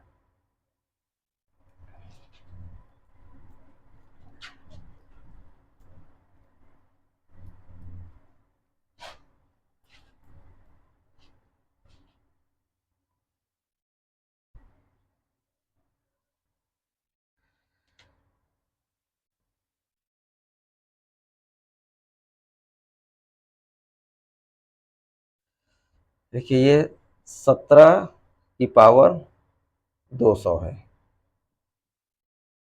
और इसको भाग दिया जा रहा है 18 से। अब यहां देखेंगे 17 में 18 का भाग देते हैं। ये देखिए 17 में 18 का जब भाग देंगे, तो अगर एक बार ले जाते हैं तो 18, यहाँ रिमाइंडर -1 में बचता है। ठीक है, तो अब चूंकि ये घात वाले क्वेश्चंस हैं, तो ज्यादातर अगर रिमाइंडर हमको माइनस में बचता है तो हमको फायदा ये होता है कि घात के हिसाब से अगर एक बच गया तो हमें कैलकुलेशन में आसानी हो जाती है। यहाँ -1 की पावर 200 कर देंगे, और यहाँ अगर पावर सम है, रिमाइंडर में पावर सम है, तो हमारा ये +1 में बदल जाता है, +1, यही हमारा रिमाइंडर हो जाएगा।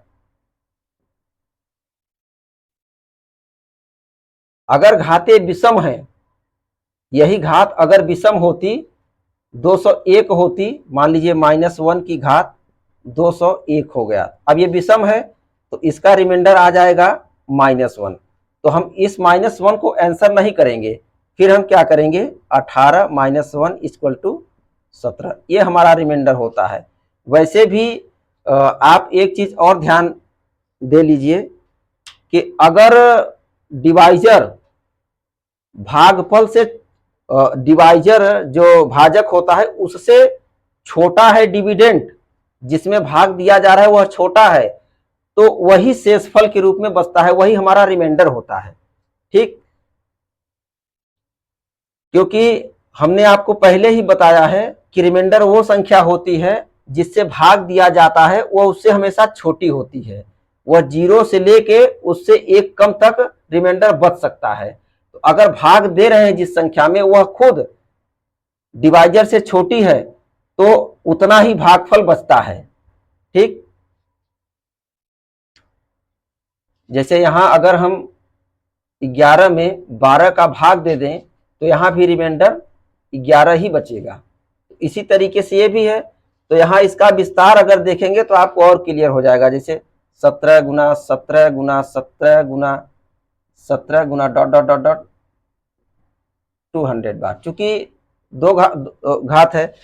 अब ये 18 से भाग दे दीजिए, 1 में दिया तो यहाँ -1 इंटू -1 इस तरीके से।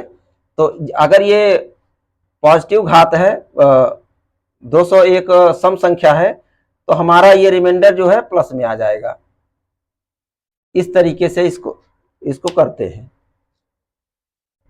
तो इसका आंसर +1, ये हमारा रिमाइंडर हो गया।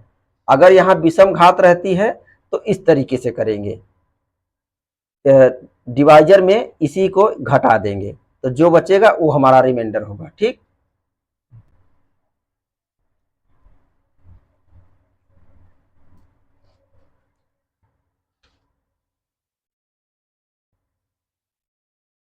यहाँ देखिए क्वेश्चन है भी ऐसा, 25 में 26 से भाग दिया गया है और इसकी घात जो है 25 है।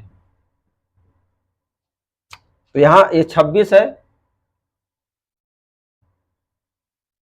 तो अगर हम इससे भाग दें तो हमारा -1 होगा और इसकी घात 25 है, फिर यहाँ 26। तो अभी भाग देने की जरूरत क्या है, क्योंकि एक कोई बड़ी संख्या तो है नहीं। अब ये हमारी विषम घात है, विषम है तो ये -1 आएगा। तो जिससे हमने भाग दिया है उससे इस रिमाइंडर को प्लस कर लेते हैं। इसी 26 - 1 जब करेंगे तो यहाँ 25 आ जाएगा, यही हमारा रिमाइंडर होगा। ठीक, तो ये पार्ट आपको अच्छे से समझ में आ गया होगा। इस तरीके का कोई भी क्वेश्चन आपको मिल जाए तो इस तरीके से हल करना है।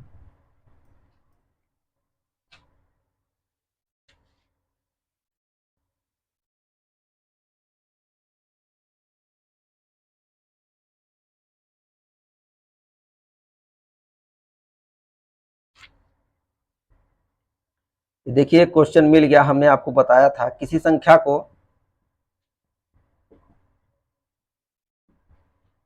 और रिपीट हुआ है, किसी संख्या को किसी संख्या n को 4 से भाग देने पर 4 से भाग देने पर शेषफल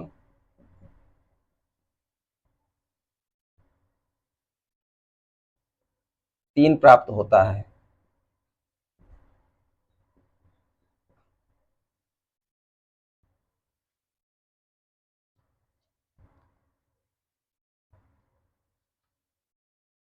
संख्या 2n को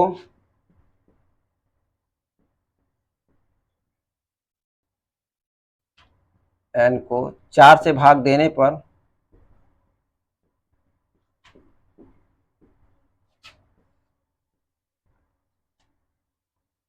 शेषफल कितना होगा।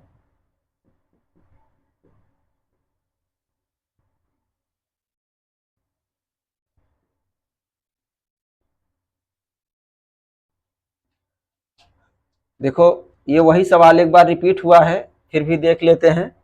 यहाँ जैसे n है और इसको हमने 4 से भाग दिया है और फिर इसी को दोगुना कर दिया है 2n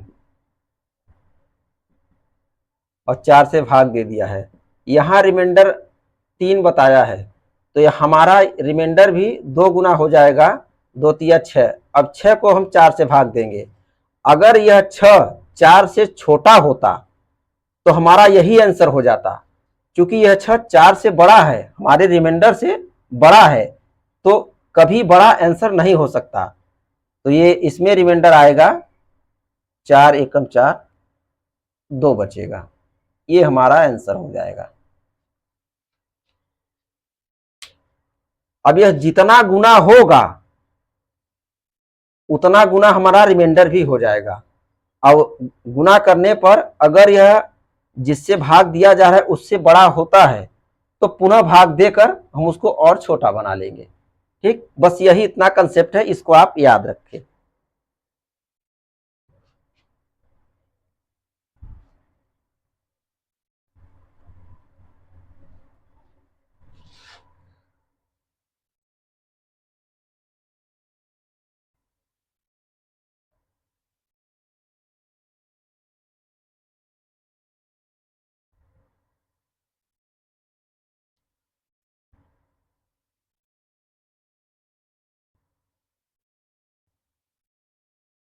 एक थोड़ा सा क्वेश्चन है, ठीक ठाक है। तो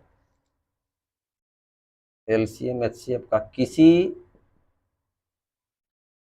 2 अंकीय संख्या को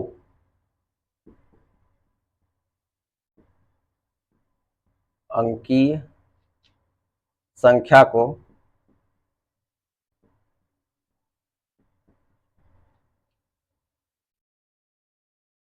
2 बार साथ साथ लिखकर 2 बार साथ साथ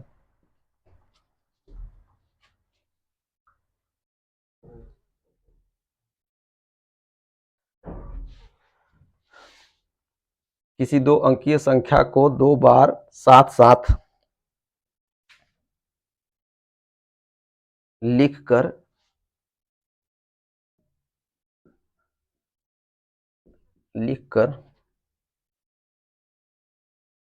एक 4 अंकीय संख्या बनाई जाती है।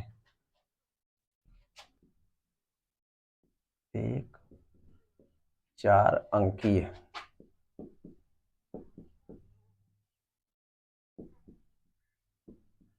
संख्या बनाई जाती है।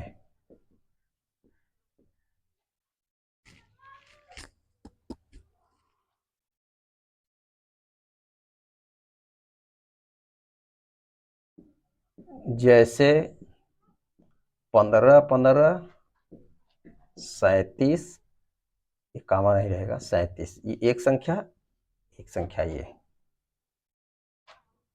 आदि इस रूप की आदि इस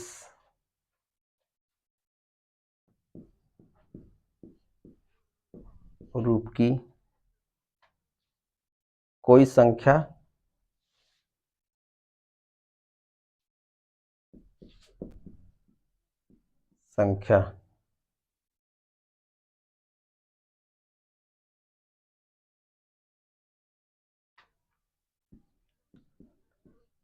किससे पूरी तरह विभाजित होगी।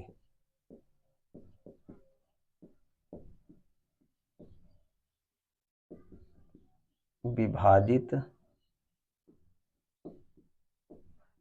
होगी। वैसे तो आप देखेंगे कि ये एलसीएम और एचसीएफ का क्वेश्चन है। 2 संख्याएं दी हैं, अगर उनका कोई एक कॉमन फैक्टर होगा तभी वो दोनों से विभाजित होंगी। लेकिन इनमें एक कंसेप्ट और भी है, क्योंकि ये संख्या का रिपीटेशन बताया गया है। जब कोई दो अंकीय संख्या को दो बार एक साथ लिख दिया जाता है तो इसका हम HCF निकालेंगे और उसी से पता हो जाएगा, लेकिन ये कंसेप्ट हर एक पे लागू होता है जो इस तरीके से रिपीट करेंगी। ये देखिए 15 15 इसका खंड करेंगे, पहले 3 से कटेगा, 3 पंजे 15 0, 3 पंजे 15, फिर 5 से, 5 एकम 5, 5 एकम 5, फिर 100 1 से एक बार। इसको भी देख लेते, 37 क्योंकि ये जो 37 है यह एक अभाज्य संख्या है, यह किसी संख्या से नहीं कटेगी, तो हम इसको 37 से ही काट देते हैं। 37 एकम 37, फिर ये 0, फिर ये एक बार, ठीक, फिर यह 101 से एक बार कट गया। तो आपने देखा ये 15 का गुणनखंड 1 गुणते 5 गुणते 3 गुणते 101 और 37 का गुणनखंड 1 गुणते 37 गुणते 101। तो यहाँ हम HCF देखते हैं, ये मिलेगा हमें, इसका HCF 101। तो इस 101 से ये 15 भी कटेगा और 37 भी, ये दोनों संख्याएं 101 से कट जाएंगी। यही नहीं, कोई भी संख्या अगर आप दो बार दो अंकी संख्या को दो बार अगर रिपीट कर देते हैं तो वह हर संख्या 101 से कट जाएगी। इस सवाल में बस यही एक कंसेप्ट दिया गया है एक्स्ट्रा, बाकी तो कोई भी दो संख्याएं चाहे वो कितने अंकों की है उसके HCF से वो दोनों संख्याएं कट जाएंगी। लेकिन यहाँ अंकों का रिपीटेशन है और इस रिपीटेशन में कोई भी दो अंक लगातार अगर आप रिपीट करके लिख देंगे तो वो 101 से 100% कट ही जाएंगी। ठीक, इस सवाल का यही मेन कंसेप्ट था, इसलिए इस सवाल को इसने ये कहा है कि दो अंकीय संख्या को दो बार रिपीट किया जाता है तो वह 4 अंकीय संख्या बन जाती है, तो किस संख्या से पूरी तरह विभाजित होगी। तो 100, यही नहीं, बिना हम HCF निकाले कोई भी दो अंकों की संख्या अगर आप इस तरीके से रिपीट करके 4 अंक की बना देते हैं तो 101 से वो कट जाएगी 100%। इस बात को आप याद रखेंगे।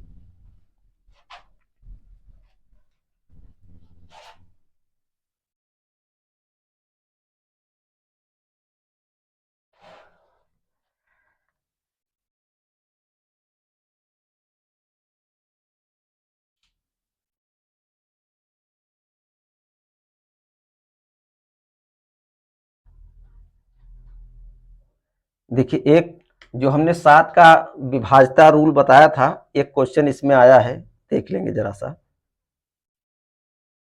किसी संख्या को 7 से गुना करने पर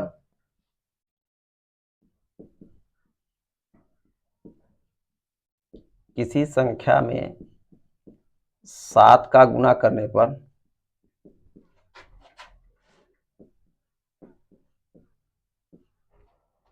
पर प्रत्येक अंक 3 प्राप्त होता है।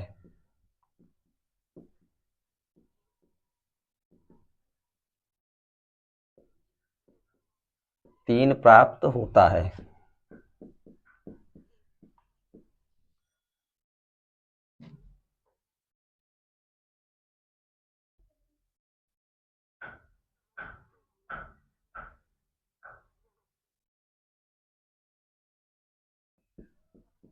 ऐसी सबसे छोटी संख्या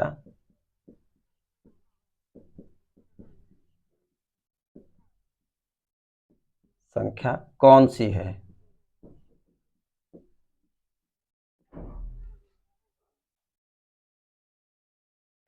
ये 7 के विभाज्यता के रूल में हमने आपको बताया था कि किसी भी संख्या को अगर आप 6 बार लिख देते हैं तो डेफिनेटली वो 7 से कट जाएगी। वही चीज यहां दिया गया है। ठीक है। और यहाँ ये कहा गया है कि 7 से गुना करने पर अंक 3 प्राप्त होता है। तो आप देखेंगे कभी भी जिससे भाग दिया जाता है और जो भागफल होता है, डिवाइजर और क्वोशिएंट का अगर आप गुणा कर दें तो जिस संख्या में आप भाग देते हैं आपका डिविडेंड प्राप्त हो जाता है। तो यहाँ वही बात है कि किसी संख्या को 7 से गुना करने पर, तो अगर 7 से भाग देंगे तो जो भागफल आएगा उसी को अगर 7 से गुणा कर देंगे तो यही 3-3 अंक प्राप्त हो जाएंगे। तो भाग जब हम इसी 3-3 में देंगे तभी तो वह प्राप्त होगा। देखिए 3-3-3-3-3-3, ये हमने 3-3 6 बार लिख लिया। ठीक, अब यहां हम 7 से भाग देंगे, 7 पंजे 35 ज्यादा हो जाएगा, 7 चौक 28, 5 बचा यहां, फिर 3 उतारा, 7 सता 49, 7 8 56, 7 सता 49, 49, 3 और 1 4, यहाँ 4 बचेगा, ये हो गया। अब इस 3 को उतारेंगे, 7 छंग 42, 1 बचा, फिर ये 3, 7 1 जा 7, यहाँ 6 बचा, और लास्ट का 3 है, ये आ गया, 7 में 63, ये 0 आ गया, शेषफल यहाँ 0। तो इस तरीके से हमने डिविजिबिलिटी रूल में चर्चा किया था इस बात पे कि किसी भी संख्या को अगर आप 6 बार लिख देते हैं तो 7 से पूरी तरीके से विभाजित हो जाएगी। तो यही कह रहा है कि किस संख्या में हम गुणा करें कि प्रत्येक अंक 3 प्राप्त होता हो। या देखिए अगर हम इस संख्या में, यहाँ ये देखिए 7 इंटू 4 7 6 1 9 में अगर इस संख्या में इसका गुणा कर देते हैं तो यही ये 6 बार 3 प्राप्त हो जाएगा, इसका यही मतलब था। ठीक है,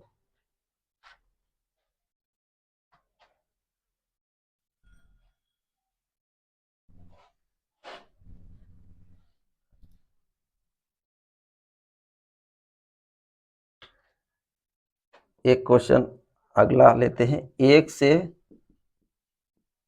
200 के बीच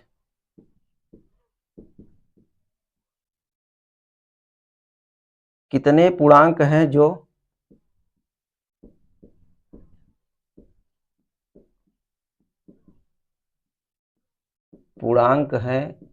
जो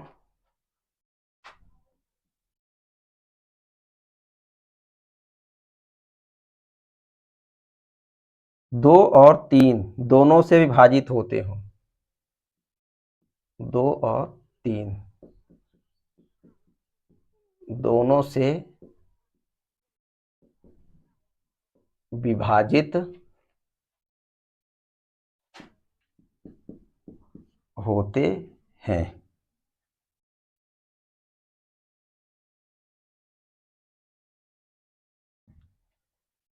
तो कोई संख्या 2 और 3 दोनों से विभाजित होगी तो और किसी अंक से भी विभाजित होगी। ये देखिए ये दोनों को प्राइम नंबर हैं, सह अभाज्य संख्याएं हैं। तो अगर दो सह अभाज्य संख्याओं से दोनों से कोई अगर अंक विभाजित हो रहा है तो इनके गुणनफल से भी वह विभाजित होगा। ये डिविजिबिलिटी रूल में हमने इसकी चर्चा की थी। तो यहां भी उसी टाइप का क्वेश्चन है। तो आप यहां देखेंगे कि 1 और 200 के बीच वह हर अंक 6 से, यह देखिए 2 इंटू 3 इक्वल टू 6, 6 से विभाजित होने वाला हर अंक 2 और 3 दोनों से विभाजित होगा। तो हमें 1 से लेके 200 के बीच केवल 6 से विभाजित होने वाले अंक अगर खोज लेते हैं तो हम इसको आसानी से बता पाएंगे कि इतने अंक 2 और 3 दोनों से विभाजित हो जाएंगे। तो आइए देखते हैं, यहाँ 1 से लेके 1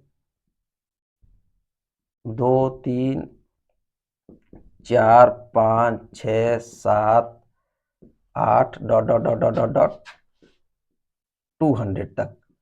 तो अभी यहां देखेंगे कि इसमें 6 से विभाजित होने की वाले कितने अंक हैं।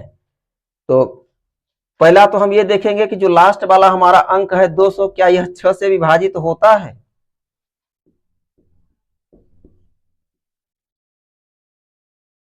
6 दूनी और 6 तिया 18, यहां 2 बचा, फिर 6 तिया 18, फिर 2, इसमें हमें 2 शेषफल बच गया। मतलब अगर हम 6 का खंड इसमें जोड़ें तो 200 में लास्ट वाला खंड 2 का जुड़ा हुआ है। ठीक है, अगर यही 2 को हम हटा दें तब जो संख्या बचेगी वह 6 से पूरी तरीके से विभाजित हो जाएगी। तो इसी 200 में ये 2 माइनस कर देंगे, यहां देखिए 8 बचा, ये 9, ये 198। 198 संख्या 6 से पूरी तरीके से डिवाइड हो जाएगी। यहां देखिए, यही हम इसके पहले लिख लेते हैं 198। अब ये संख्या हमारी 6 से विभाजित होगी। अब यहां से शुरुआत करेंगे तो आएंगे यहां 6। पहली संख्या हमारी 6 होगी जो 2 और 3 दोनों से विभाजित होगी, और दूसरी संख्या यहां 9, 10, 11 और यहां 12। दूसरी संख्या यह 12 होगी जो 2 और 3 दोनों से विभाजित होगी। चूंकि यह 6 से विभाजित हो रही है तो हर 6 के अंतर पर प्राप्त होने वाली सारी संख्याएं 2 और 3 दोनों से विभाजित होंगी। तो एक सीरीज मिलेगी, यहां देख लेते हैं वह कौन सी सीरीज होगी। 6, 12, 24, 6 दूनी 12, ना 6 तिया 18, 6 चौका 24, 6 पंजे 30। इस तरीके से 6 का टेबल आप यहां 198 तक, इसमें मिलने वाली हर संख्या 6 से विभाजित होगी। देखिए इसको थोड़ा सा और शॉर्ट कर देते हैं, इसमें 6 कॉमन ले लेते हैं।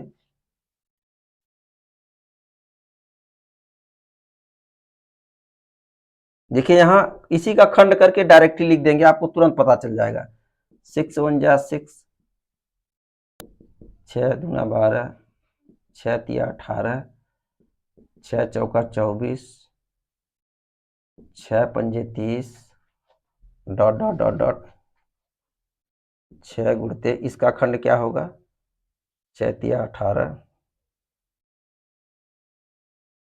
6 तिया 18 33। यहां आप देखेंगे ये पहली संख्या, दूसरी संख्या, तीसरी संख्या, चौथी, पांचवी, छठवीं, सातवीं, इस तरीके से 33वीं संख्या। ये जो 198 है यह शुरू से लेके 33वीं संख्या है जो 6 से विभाजित होंगी। तो अगर यहां हम नंबरिंग करें तो 1 2 3 4 5 6 ये 33 तक आएंगे। तो यहां यह पूछ रहा है ना कि 1 और 200 के बीच कितने पूर्णांक हैं जो 2 और 3 दोनों से विभाजित होंगे।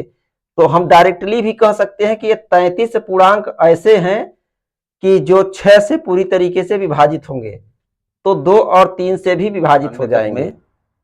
1 से लेके 33 संख्याएं इसमें हैं। ये तो हमने पूरा इसको एक्सप्लेन करके बताया आपको कि किस तरीके से ये है। बाकी अगर आप देखेंगे तो इसमें एक सीरीज मिलती है, ये हमने सेकेंड पार्ट में आपको बताया था।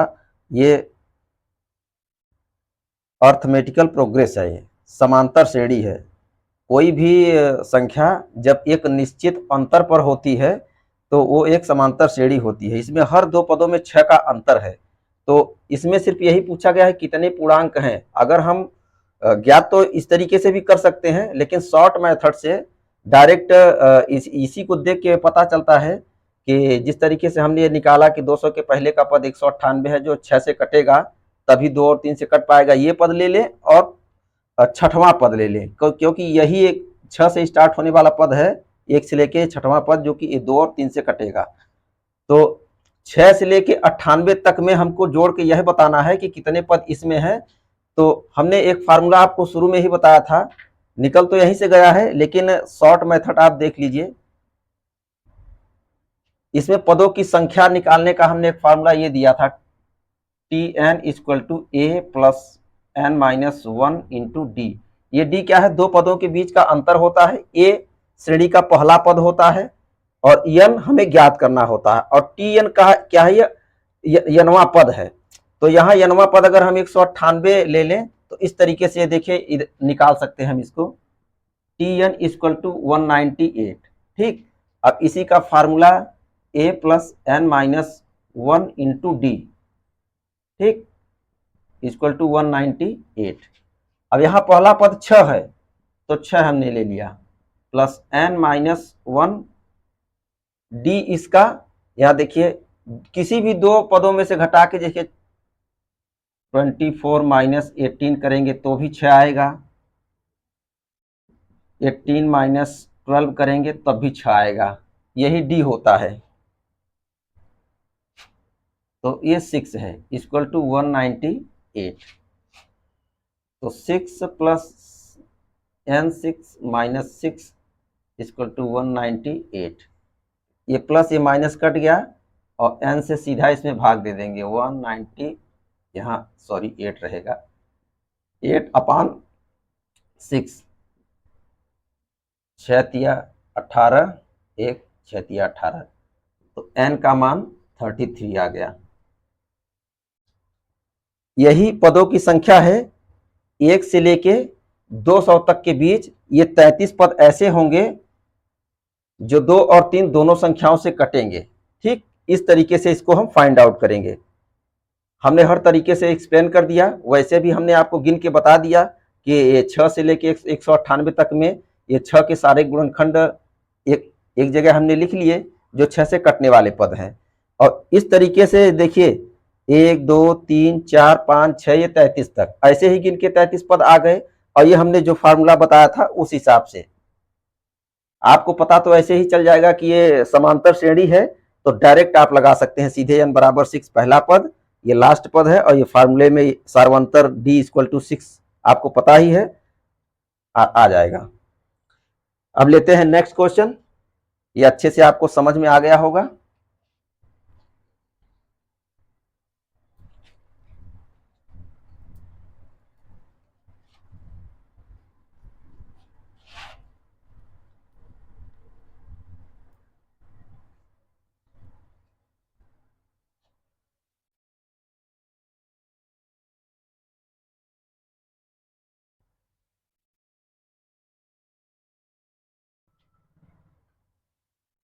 एक शेष बचता है भाग,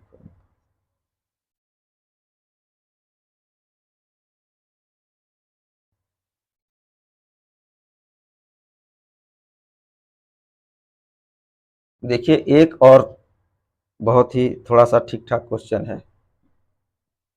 किसी संख्या को 4 से भाग देने पर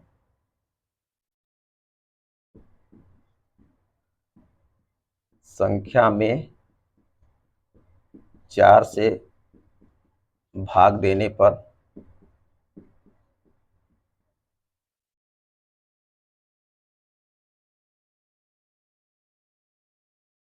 शेषफल 2 प्राप्त होता है।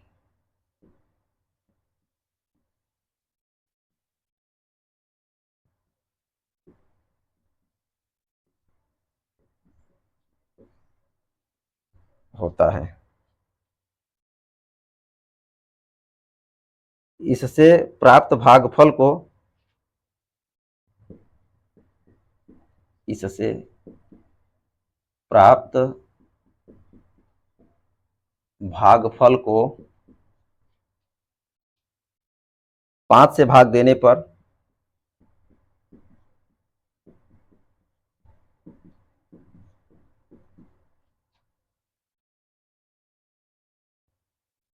शेषफल 3 प्राप्त होता है।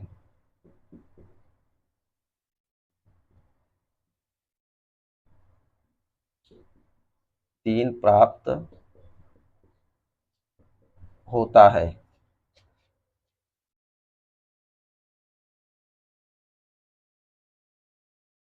इस प्रकार प्राप्त भागफल को,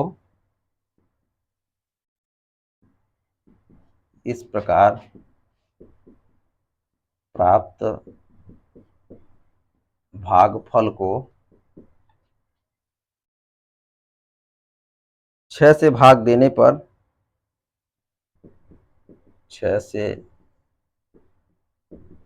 भाग देने पर शेषफल 5 प्राप्त होता है। शेषफल 5 प्राप्त होता है।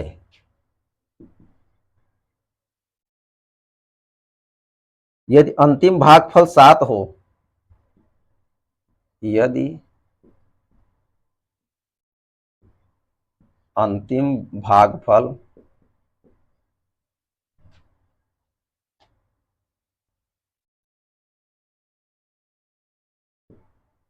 7 हो तो संख्या क्या थी? संख्या क्या थी?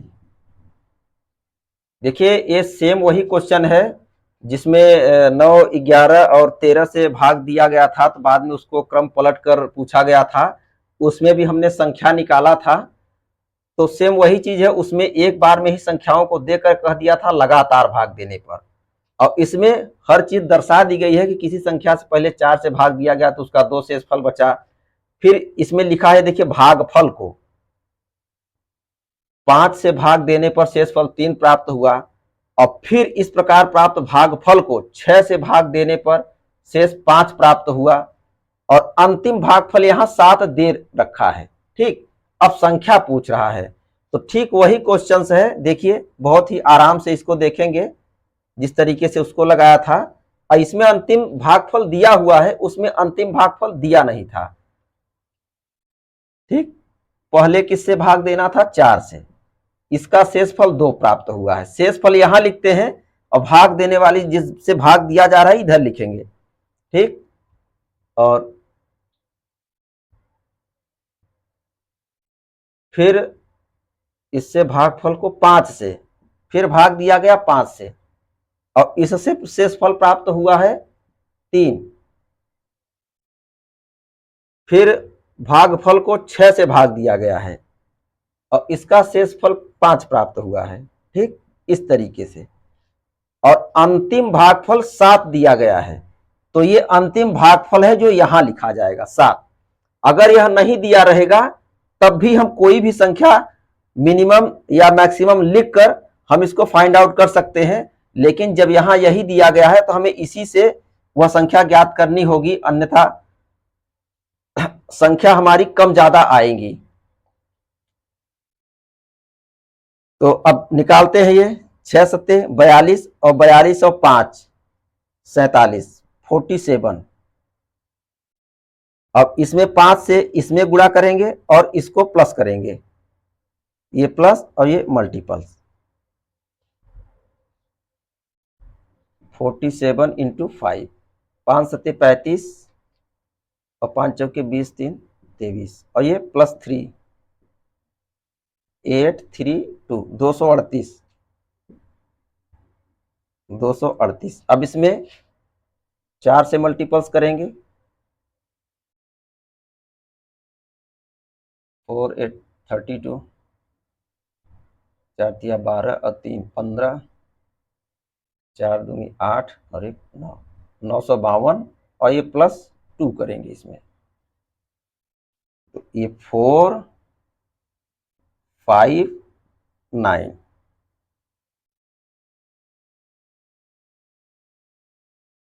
ये हमें वो संख्या मिल गई जिस संख्या में इससे भाग दिया गया था, और ये सारी प्रक्रियाएं हुई हैं।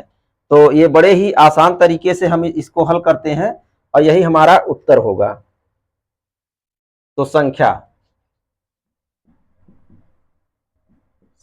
इक्वल टू 954 आंसर, ये हमारी संख्या थी। इस तरीके से हमने कुछ क्वेश्चनों के माध्यम से रिमाइंडर थ्योरम को कवर करने की कोशिश की है। बाकी और थोड़े बहुत इसके टाइप बचे हुए हैं, और उसमें हम अब जो अगला टॉपिक होगा हमारा, वो नंबर सिस्टम पे जो बहुत सारे सवाल हैं, सवालों की क्यूरी है, उसको देखेंगे। उसी में सारे हर प्रकार के सवाल और किए जाएंगे, जो भी बचे खुचे हैं वो सारे सवाल उसमें शामिल कर लिए जाएंगे। और नंबर सिस्टम अब एक चैप्टर और लेंगे जिसमें हम न्यूमेरिकल के बाद उसको समाप्त करके फिर अगले चैप्टर पर बढ़ेंगे। आज के लिए इतना ही। सारे वीडियो एक सीक्वेंस से पड़े हुए हैं, पार्ट 1 से लेके पार्ट 6। अब इसका एक पार्ट और बनेगा न्यूमेरिकल का, वो 7वां पार्ट होगा, उसमें हर तरीके के न्यूमेरिकल्स कराए जाएंगे। ठीक, और मैं आशा और विश्वास के साथ ये कहता हूं कि हर प्रकार के जो भी डाउट होंगे हमने उस पर अच्छे से डिस्कस किया है, क्लियर किया है। इसके बावजूद अगर फिर भी आपका कोई भी डाउट रह जाता है तो आप उसको कमेंट के माध्यम से हमारे पास तक पहुंचा सकते हैं, हम उसको अच्छे से अटेंड करेंगे। और अगर डाउट कुछ भी नहीं बचेगा तो आप शॉर्ट से शॉर्ट मेथड खुद लगाएंगे, अपने आप से वो ट्रिक बनाएंगे, क्योंकि जब सारे रास्ते आपको पता रहेगा तो हर शॉर्ट रास्ता आप खुद निकाल लेंगे और कम से कम समय में क्वेश्चन को अटेंड करेंगे। आप एक बार पूरा वीडियो देखने के बाद नंबर सिस्टम के जितने भी क्वेश्चंस हैं आप उनको हल करिए। अगर उसके बाद भी डाउट आता है तो आप कमेंट करिए, क्वेश्चन भेजिए, हम उस पर पूरी डिस्कस करेंगे। ठीक, आज के लिए धन्यवाद। जय हिंद, जय भारत।